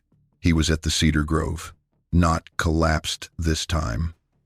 Seated with his back against the largest of the cedars, the one that was 3 feet across at the base and had been there since before any human memory of the ridge. He had been pressing against the tree, and the bark was dark where he had leaned. His right arm was held close to his body, wrist to elbow along his ribs, and the forearm was bad, 7 or 8 inches of torn muscle along the outer aspect, the kind of wound a shot makes when it clips the edge of a body at enough distance that the velocity has dropped but not enough to be harmless. It had bled significantly and was still seeping slowly in the cold. He looked at us how he had looked at us in the barn 2 years earlier, that careful, wary, assessing look. But this time, underneath it was the thing I had not seen in the barn, a weariness that went past the wound, the weariness of a being that has been hurt twice in the same place, by the same kind of threat, and finds the repetition more costly than the injury itself. Mama sat down on the limestone beside him without preamble. She set her kit on the rock and opened it. She spoke quietly. "Let me see it." He extended the arm toward her. What she did for the next 40 minutes on that cold limestone ridge she did as carefully and as thoroughly as she had done the work in the barn 2 years before. She cleaned the wound with the carbolic solution she had brought in a small bottle, going over it 3 times, and she packed it with the plantain and bound it with the cloth strips, tying off at the wrist. He sat still for all of it. The low vibration in his chest was present throughout, quieter and slower than in the barn, and I interpreted this as the sound of a body managing something that it was very tired of having to manage. When she finished and tied off the last strip, she sat back and looked at his face. He looked at hers. Whatever was exchanged in that look, I will not pretend to translate. What I can tell you is that it was different from the looks in the barn. 2 years of the flat rock and the evenings at the tree line and the winter walks in the timber and the accumulated specificity of an arrangement honored carefully on both sides. What they were looking at in each other now was not the wariness of an unknown being assessed by a human and a human assessed by an unknown being. It was a quality more like the look 2 people exchange when they have been through something difficult together and find themselves on the other side of it and are satisfied that the other one held. The hunters' trucks were gone from the Forest Service road head by the end of that week. I do not know what Mama had to do with this. I know she drove up to the road head once during those days, saying she was checking whether the gate had been left unlocked, and she was gone for about an hour. She came back and said the gate was fine and did not say anything else. The trucks were gone 3 days later. I have my theories. The blood stain on the cedar tree remained for years. I saw it as late as the fall of 2003 when I walked up that ridge for what I think was the last time. Faded to a rust shadow in the bark, invisible to someone who did not know to look for it. The following spring, in April of 1971, a man came to the door. He arrived in a dark government truck and wore a green Game and Fish Commission shirt and introduced himself as Eldon Sims, an investigator following up on a report of an unusual animal, possibly being kept on private property in the Sylamore area. He was about 50, measured in his manner, with gray eyes that moved around the yard in the systematic way of someone trained to inventory what was in front of him and compare it to what he had been told to expect. Mama met him at the screen door with flour on her hands from the bread she had been making. She did not wipe her hands. She listened to him explain his purpose in full, and when he was done, she said, "Who made the report?" He replied that he was not at liberty to say. She said, "It was Eunice Kell. She told someone about a smell she noticed out this direction last fall." He said he was not at liberty to confirm or deny. Mama looked at him steadily and said, "Mr. Sims, I do not keep any animals on this property beyond what is registered with the county. I have 12 head of cattle, 2 hogs, and 23 chickens. I had a dog, but she died in October." She said this, looking directly at him, in the voice that closes a subject, not unfriendly, closed. He thanked her for her time. He asked that if she observed anything unusual in the surrounding timber, the commission would be grateful for a call, and he gave her his card. She took the card, thanked him, and said, "Good morning." He walked to his truck and pulled out of the lane, and she watched him go until she could not hear the truck anymore, and then she went back to her bread. At supper that evening, I asked her whether she felt wrong about what she had told him. She set her fork down and looked at me with the serious attention she gave to questions she considered worth answering properly. She said, "It is not a lie to give a man the information he has the right to. He had no right to anything I did not tell him." She picked her fork up. After a moment, she said, "He came here hurt, and he came here because this place was safe, and we had kept it so. Nobody gave that man the right to what we have done here, and I am not going to give it to him." She went back to eating, and nothing further was said. I was 15 years old. I understood every word of this, and I have never in the 53 years since found reason to disagree with it. The law is not the same as the right. My mother understood this with a clarity that I have spent my adult life trying to match. I grew up on the farm, and then I grew up in the world, which are two different things. I finished high school in Mountain View in the spring of 1974. I was a solid student in the way that farm children often are. Not because we are naturally more gifted, but because we have been taught that carelessness has consequences and that attention to a problem, steady and thorough, usually resolves it. I was good at mathematics and at the sciences that required observation rather than memorization. And I liked history because it told me that the world was always larger and stranger than the current version of it suggested. I was not the best student in my class, but I was reliable, which is something that served me better in the long run than brilliance would have.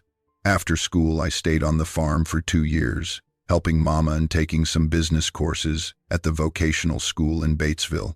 I had grown into a person who was useful in a variety of ways, and Mama needed me on the farm more than she needed me in a classroom. And the honest truth is that I was not sure in those years where I wanted to go or what I wanted to do that was not already here in this hollow. The hollow was the thing I knew best, and it was where the arrangement lived, and it was the place I had loved since childhood, and leaving it, even for something good, felt like walking away from something that needed watching. At 22, I met Ray Hollis at a community gathering at the Shiloh Baptist Fellowship Hall. He farmed the property to our east, the place Buster Kell had sold when he and Eunice moved to Mountain Home in the mid-70s. A good man with a quiet way and a serious approach to farming that I respected. We married in the fall of 1979, and I moved to the Hollis property, 3/4 of a mile from the home farm, close enough that I could walk the ridge trail to check on Mama in 20 minutes. Being on the Hollis farm was different from being on the home farm in ways I had not anticipated. The Hollis property was a better farm in some respects, more bottom ground, more reliable water, and Ray was a sound farmer who had inherited a well-managed operation. But it was not the hollow I had grown up in, and it did not have the arrangement, and I felt the absence of it in the evenings when I walked to the fence line of the Hollis property and looked toward the north and the Mercer Ridge beyond. I continued to visit Mama regularly, at least twice a week and often more. What I observed on those visits through the late 70s and into the early 80s was that the arrangement had become a feature of the farm as reliable as the creek and the seasons. The exchanges continued on the flat rock with the consistency of a postal route, in and out, and Mama recorded them in the composition book with the same factual brevity she had always used. The treeline sightings continued, though they were more intermittent than they had been in the early 70s, when I had seen him most often. By the late 70s, he was at the fence line perhaps once every 3 or 4 weeks that Mama observed, and less often than that through the winter months, when the national forest timber was quieter and the ridge above the farm less traveled. But there were specific moments from those middle years that I want to tell you about, because they add to the picture in ways the summary cannot. The winter of 73 into 74 was the coldest Stone County had seen in 15 years. The temperature went to -12 in January and stayed below zero for 11 days. The creek froze solid all the way across for the first time anyone could remember. We lost 2 calves despite everything Mama could do, and the hogs were difficult to manage in that cold, requiring constant attention to their water supply and their shelter. It was brutal farm work in conditions that were dangerous if you were not careful, and Mama was careful, but she was also working at the edge of what one person could do alone. On the second morning of the worst of the cold, she went out to the barn before daylight as usual and found the doors of the structure had been reinforced from the outside. Additional poles, 4 of them, thick cedar poles, had been leaned against the barn wall and propped under the eaves in a pattern that broke the north wind on that face of the building. They had been set with some understanding of how wind comes off the ridge, because they were angled precisely to deflect rather than take the full force of it. And the effect was real. The temperature in the barn was measurably warmer that morning than the surrounding air. She measured it with the thermometer she kept for the animals and found it 8 degrees warmer inside than out, which is not nothing when outside is -12. She wrote this in the composition book that morning. She also went to the flat rock, which she had not put anything on in the past week because she had been too busy with the cold emergency. She found on the rock a bundle of dried plant material, tied with bark cord, that she later identified as a mixture of dried goldenrod, wild bergamot, and a thing she could not name, a bundle that when boiled in water made a tea that did a useful thing for cold hands and cold feet that she could not precisely describe beyond saying it helped. She started putting things on the rock again that afternoon. The spring of 1975 produced a thing I have told almost no one. I was visiting Mama on a Saturday in late March, when we were checking the back fence line together, and we rounded the corner of the north fence near the rock post, and we both stopped. On the post, in addition to the flat limestone rock, there was a fresh piece of obsidian, about 4 inches long, flaked to an edge that was as sharp as any knife I had seen, not crude, carefully made, with the secondary flaking along the edge that indicated a maker who understood the material and how to work it. And beside the obsidian, a folded piece of bark. I say folded because there is no better word. It had been creased in half the long way and then in thirds across, and inside the fold were 12 late-season turkey-tail mushrooms, still pliable in the cold, arranged like playing cards in a hand. Mama picked up the obsidian first and turned it in her hand. She ran her thumb along the edge and it took a thin curl off her skin. She pressed so lightly, and she said, "This is worked for a right-handed person." She set it down and picked up the bark bundle and opened it and looked at the mushrooms. She counted them. Then she closed the bark and set it back. She said, "He knows there are 2 of us." She said it in the same tone she used for other facts. Then she put the obsidian in her coat pocket and carried the mushrooms home and brewed them that evening. And we drank the tea together at the kitchen table without saying much, and both of us were thinking about the same thing. In the summer of '77, I was on the fence rail on a warm June evening, the same fence I had sat on in the summer of '69, and he was at the tree line.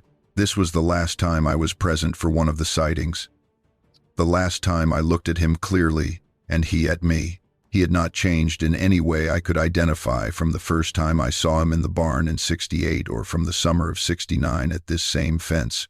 The same dark brown hair, the same amber eyes, the same proportions that were human enough to be legible and different enough to be irreducible. I have since thought about what the absence of any apparent aging meant, and I do not have an answer that satisfies me scientifically. What I know is what I observed. 9 years after the barn, he looked exactly the same. He looked at me across the fence for about 5 minutes, and then looked toward the house, and then moved back into the trees. I sat on the fence rail and watched the spot where he had been for a while after he was gone. How you watch the space a bird has vacated. And then I climbed down and went in and told Mama. She wrote it in the composition book. That was the last direct sighting I was present for. Mama saw him at the tree line several more times in the years after, the last of which she noted in the composition book as the 14th of August, 1983. She noted it with a brevity that suggests she understood it might be the last. North fence, dusk. Approximately 90 minutes. I read this later and thought about what 90 minutes meant.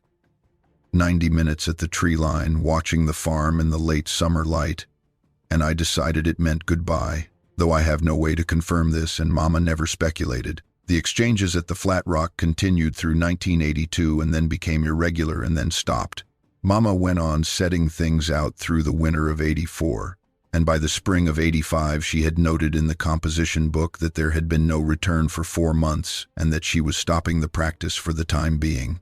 She wrote, "The arrangement stands even when the practice is paused."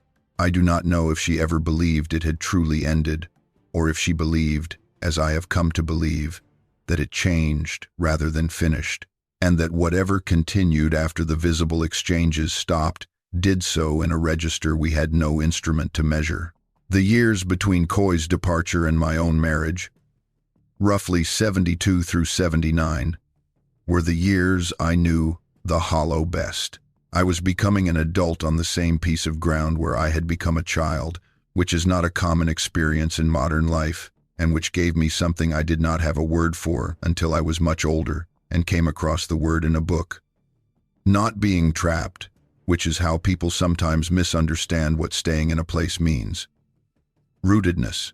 Knowing the particular quality of the air at dawn in April on a specific ridge in a specific hollow in the Ozark Mountains with the precision and depth that only comes from years and years of mornings on that ridge in that hollow. Knowing it how you know a person, with accumulated detail that creates something richer than any single fact could be. Mama and I lived well in those years. We had worked out how to divide the farm labor between us without discussion. The way two people who know each other thoroughly and have the same goals work out logistics by doing what made sense and adjusting without ceremony when it stopped making sense. I took on the cattle management almost entirely by then, the checking and the health monitoring and the sales decisions, and Mama focused on the garden and the household and the accounts, and we split the fence and equipment work according to who was available and what was needed. It was a partnership of the practical kind, and it was good. The arrangement with the ridge continued through those years with the quiet regularity that I have described. Mama maintained the rock and the composition book, and I maintained a studied non-interference.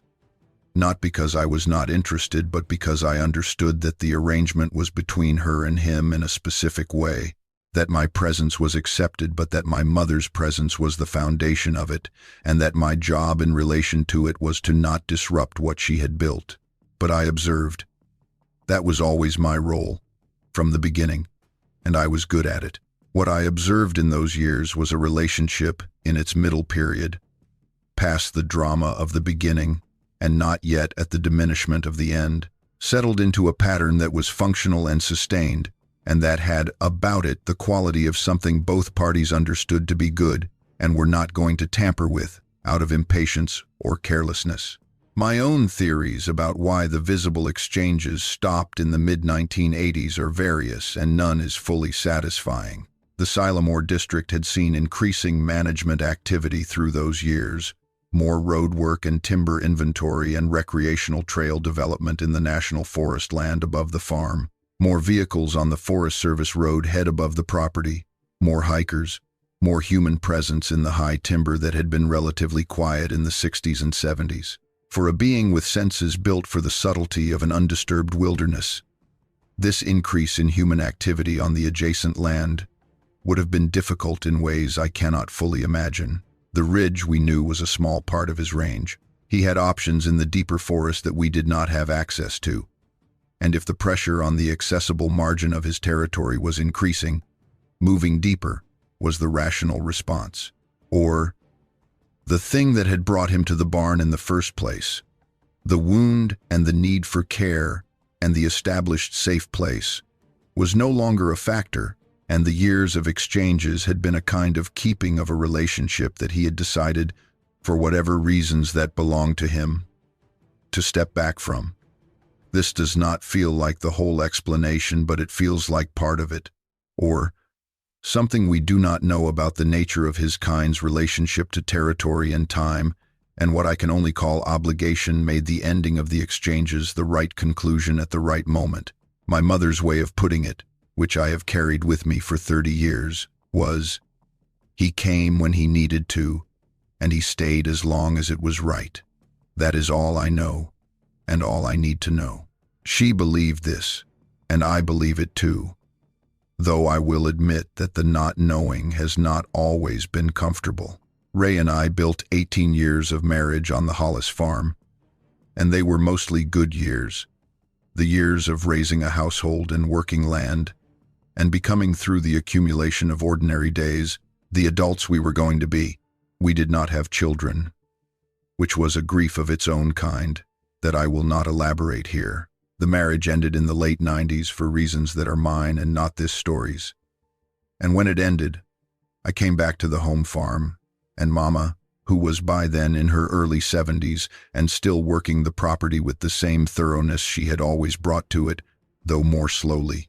Coy had visited reliably through all those years, Christmas and fall and sometimes in between, and he knew the property as well as anyone who does not live on it can know a place, and he helped with the heavy work when he came.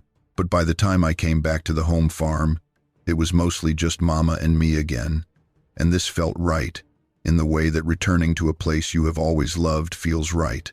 Not comfortable exactly, not easy, but true. The hollow was the hollow. The flat rock was still on the north fence post. The cedar grove on the upper ridge was still there. The spring was still where it had always been. What I found when I came back was a woman who had aged more than I expected and less than I feared. She was 72 when I returned, and she was still getting up before daylight and still feeding the remaining cattle, which she had reduced to 6 head because she could manage 6 and not 12 alone. Her hands were the same. Her eyes were the same. The mind behind the eyes was as clear and direct as it had ever been. What had changed was the pace, and even that she managed without complaint, doing what the day required, in the time the day required to do it, and not measuring herself against what she had done at 40. We settled into the kind of life that two people settle into when they have known each other their whole lives and have a great deal of shared knowledge that does not need to be spoken. She told me things she had not told me before, not because she had been keeping them from me, but because the right moment had not presented itself until now. She told me more about the composition book and what it contained. She told me things about those early years, the first winter after the barn, specific exchanges she had not described to anyone, how she had thought about what she was doing and why. She told me about a night in the winter of '75 when she had heard the low vocalization from the ridge for the first time since the third day in the barn, and had gone to the window and stood there for an hour in the dark, listening to it move across the ridge from west to east, and had felt, she said, how you feel when a person you care about checks in on you from a distance, not rescued, but held in mind. She told me she had never regretted it. Not the initial decision in the barn, not the years of the rock exchanges, not the lie she told Eldon Sims, not the blanket, not any of it. She said that regret would require her to have wanted a different life, and she had not wanted a different life, and that this was the simplest thing she knew about herself. Her health had been declining in ways she managed well and disclosed reluctantly. The heart was the thing. It had been working harder than it should have since the mid-90s, compensating for a structural weakness that had been there for years, and by 2004, it was showing the signs of a long campaign fought by an organ that had given everything it had. She had a good cardiologist in Mountain View who was direct with her about what was happening, and she was direct back with him about what she was and was not willing to do about it, and they reached an understanding that respected both her situation and her choices. She told me in the summer of 2006 that she thought she had perhaps 2 more good years of farm work in her, and that after that she would need to make some adjustments. And she said this, how she said everything that was factual and not comfortable, plainly, without self-pity, with an eye already on what came next. She said she wanted to tell me the whole story of the arrangement before she could not tell it anymore, and she spent 3 evenings that summer going through the composition book with me, reading me the entries she found most significant and explaining what she had understood and what she had not. At the end of the 3rd evening, she closed the composition book and set it on the kitchen table and said, "When the time comes, you tell it. You are the one who was there from the beginning, and you are the one who will know how to tell it right." I told her I would. The 2 good years became 2.5 and then 3. She was still doing the light farm work in the summer of 2008, the garden and the chickens and the light cattle management. Though she had sold the remaining herd by that point and kept only 3 animals, 2 old does and a bottle-raised calf that had become, effectively, a pet. Coy came in the fall of 2008 and did the heavy work, and the 2 of them walked the property in the evenings, how they had always been able to walk it, mostly in silence, and I think those evenings did them both good in ways that neither of them articulated. She died in February of 2009. She was 82 years old. She was 2000 in February.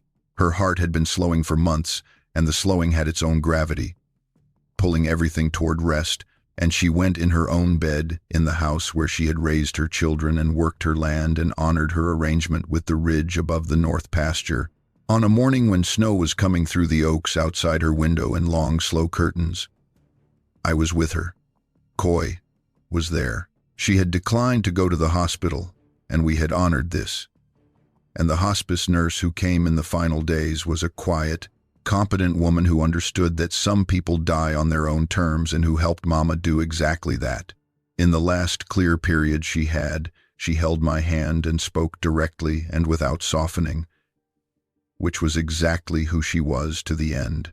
She said, "I never regretted it. Not once. Not the barn, and not the rock, and not any of it. Make sure you say that." I told her I would. She was quiet for a while. Then she said, without opening her eyes, "He knew we were good to him. You can tell that about a being if you pay close attention. He knew." She slept after that, and her breathing became slow and then slower, and then it stopped, well before dawn, and the snow was still coming through the oaks. I went outside afterward. Coy was already there, standing in the yard with his coat on and his hands in his pockets, looking at the north ridge. The oaks were bare, and the cedars were dark, and the snow was covering the yard, and the pasture, and the fence posts equally, the fence line barely visible under it, the flat rock on the north corner post holding a small shelf of snow in the hollow of its upper surface. We stood there for a while without speaking. The ridge above the farm was white and still, and the only sound was the snow falling, which is almost no sound at all. I've been on the home farm full-time since then. Coy helped me settle the estate, and we arranged the deed so that he holds the east portion and I hold the west, and he comes when he can, which is less often now that we are both in our late 60s, but reliably at Christmas and usually in the fall. The farm is smaller than it was. I keep 4 head of cattle, 2 goats, and the chickens. The barn is still standing, though I rebuilt the east wall in 2014 with help from a neighbor. The flat limestone rock is still on the north corner fence post.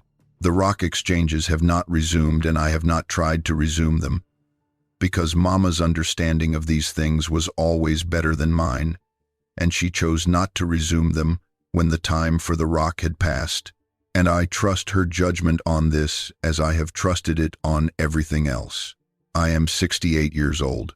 I have kept this story for 57 years, in the same way my mother kept those 6 gray lead pellets in the glass jar in the medicine tin.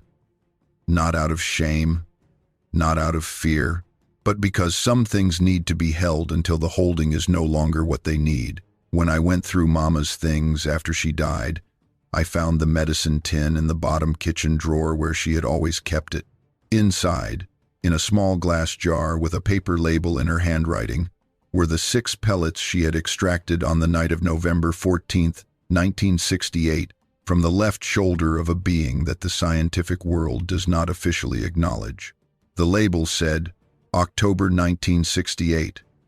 She had been keeping them for 40 years and had never said a word about the jar to me. I put the jar on the windowsill above the kitchen sink where the morning light comes through, and it has been there ever since. And I look at it most mornings, and it says everything I need to remember on the days when the remembering feels like work. The composition book is in the kitchen dresser where she kept it, beside the farm accounts. I have read it many times. What it contains, across 18 years of entries, is a record of a relationship conducted at the level of the practical and the specific, without sentiment and without drama, between two beings who had different shapes and different histories and a shared understanding of what was owed to a creature that comes to you, hurt, and trusts you to help. The entries are brief and factual, and they are as moving a document as I have ever read, because what they record is not an event or an episode, but an ongoing commitment, renewed with each leaving and each return, across seasons and years and every kind of weather that the Ozark Hills produce. I want to say something about my mother's choice, and I want to try to say it clearly, because it is the center of this story, and I have been circling it for a long time. She did not decide to help him because she was fearless. She had been afraid that night, she told me once, but fear was information she had been using since she was 23 years old on a hill farm in Stone County, and she had learned to use it correctly, which means she had learned not to let it make decisions for her. She assessed the situation with what she had available: her experience with animals and their behavior, her years of reading the evidence in the hollow, what the 4 signs of September and October had been building toward, and what she saw when she held the lantern up and looked at him. She drew the correct conclusions. She decided what was needed. Then she did it. What I have come to understand is that the decision was not actually complicated. The complication was in everything around it: the fear, the strangeness, the violation of every category of the ordinary. But the decision itself was simple. A hurt being had come to a safe place. What you do with a hurt being that has come to you is you help it. This is not a philosophical position. It is what the evidence required. And Velma Mercer went where the evidence led because she had spent her whole life learning to do that. She maintained the arrangement for the same reason she made the initial decision: because the evidence required it. The exchanges were a fact. She recorded them and responded to them and drew the conclusions they warranted. When they stopped, she noted the stopping and continued to honor the arrangement in the only way left available to her, which was to tell me to tell the story. And here I am telling it. There is one more thing. He came back in the years of the arrangement, not only because the flat rock held food or because the farm held safety. He came because of her. I am as certain of this as I am of anything I observed in those years. He had assessed the people on this property as a being with that kind of intelligence and those kinds of senses assesses everything in its territory, carefully and over time, and he had arrived at a conclusion about Velma Mercer that was accurate. She was the kind of person who could be trusted with something that needed protecting. She was consistent. The same person in the barn with him, and the same person at the kitchen table with Eldon Sims, and the same person recording the exchanges in the composition book. She did not have a public face and a private one. What you saw was what was there. I think this is what he could read. From the tree line and from the cedar grove and from the moment she crouched in front of him in the back left stall and looked at him straight on. He read her correctly and he trusted the reading. I am 68 years old. I have lived most of my life within 10 miles of the place I was born, and I have not found reason to regret this. The hollow is still here. The ridge is still above it.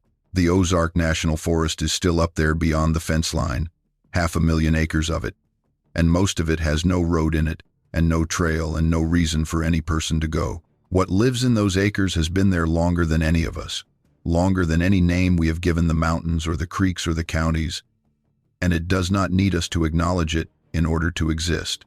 My mother's name was Velma. She made the right choice in the back of a Stone County barn in the fall of 1968, in the cold and the dark, with no one to ask and no precedent to follow, and no assurance of how it would go. She made it without hesitation and without regret, and she honored it for 20 years, and she asked me to tell it when the time was right. This is the time. This is the telling. The flat rock is still on the north corner fence post. Some mornings in the early light, before the day has fully declared itself, I go out in my coat and boots and stand near it, not waiting for anything specific, not hoping, just standing where she stood for 20 years, in the place where the ordinary meets the singular and the boundary between them is thinner than most people allow themselves to believe, looking toward the timber, listening to the sounds the hollow makes in the morning, the creek below, the crows on the east ridge, the wind moving through the cedars above the fence line. Whatever lives in those mountains is still there. It has been there through everything we have done to this land and everything we have neglected and everything we have gotten wrong about who and what belongs in these hills.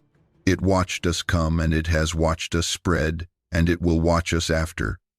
And if it has formed any opinion about us in all that time, the only evidence I have for what that opinion might be is the chanterelles and the hen of the woods left in the hay of an Ozark barn in November of '68, and the grinding stone on the kitchen shelf, and the 6 gray pellets in a glass jar on the windowsill, and my mother's voice on the last clear morning of her life saying, "He knew we were good to him." You can tell that about a being if you pay attention. Keep faith. That is all. Keep faith with whatever comes to you honestly and in need, and keep the arrangement, and do not be the one who breaks it. The mountains are still watching. They always have been. Long before the gravel road went in, long before the first fence post was set, long before the Mercer family broke this ground, or any human family laid claim to the hollow, these ridges held what they hold now. The deep timber and the limestone and the cedar groves and the springs that run clean in August are not backdrop, they are the primary text. We have been the footnote, and if there is something in those forests that has watched us long enough to learn us, to distinguish one person from another, to understand what an open hand means at a fence post, then perhaps the footnote has earned something. A place in the record, a line in the accounting. My mother kept the faith. I am telling the story. That is what we can do. The knowing goes both ways. It always has.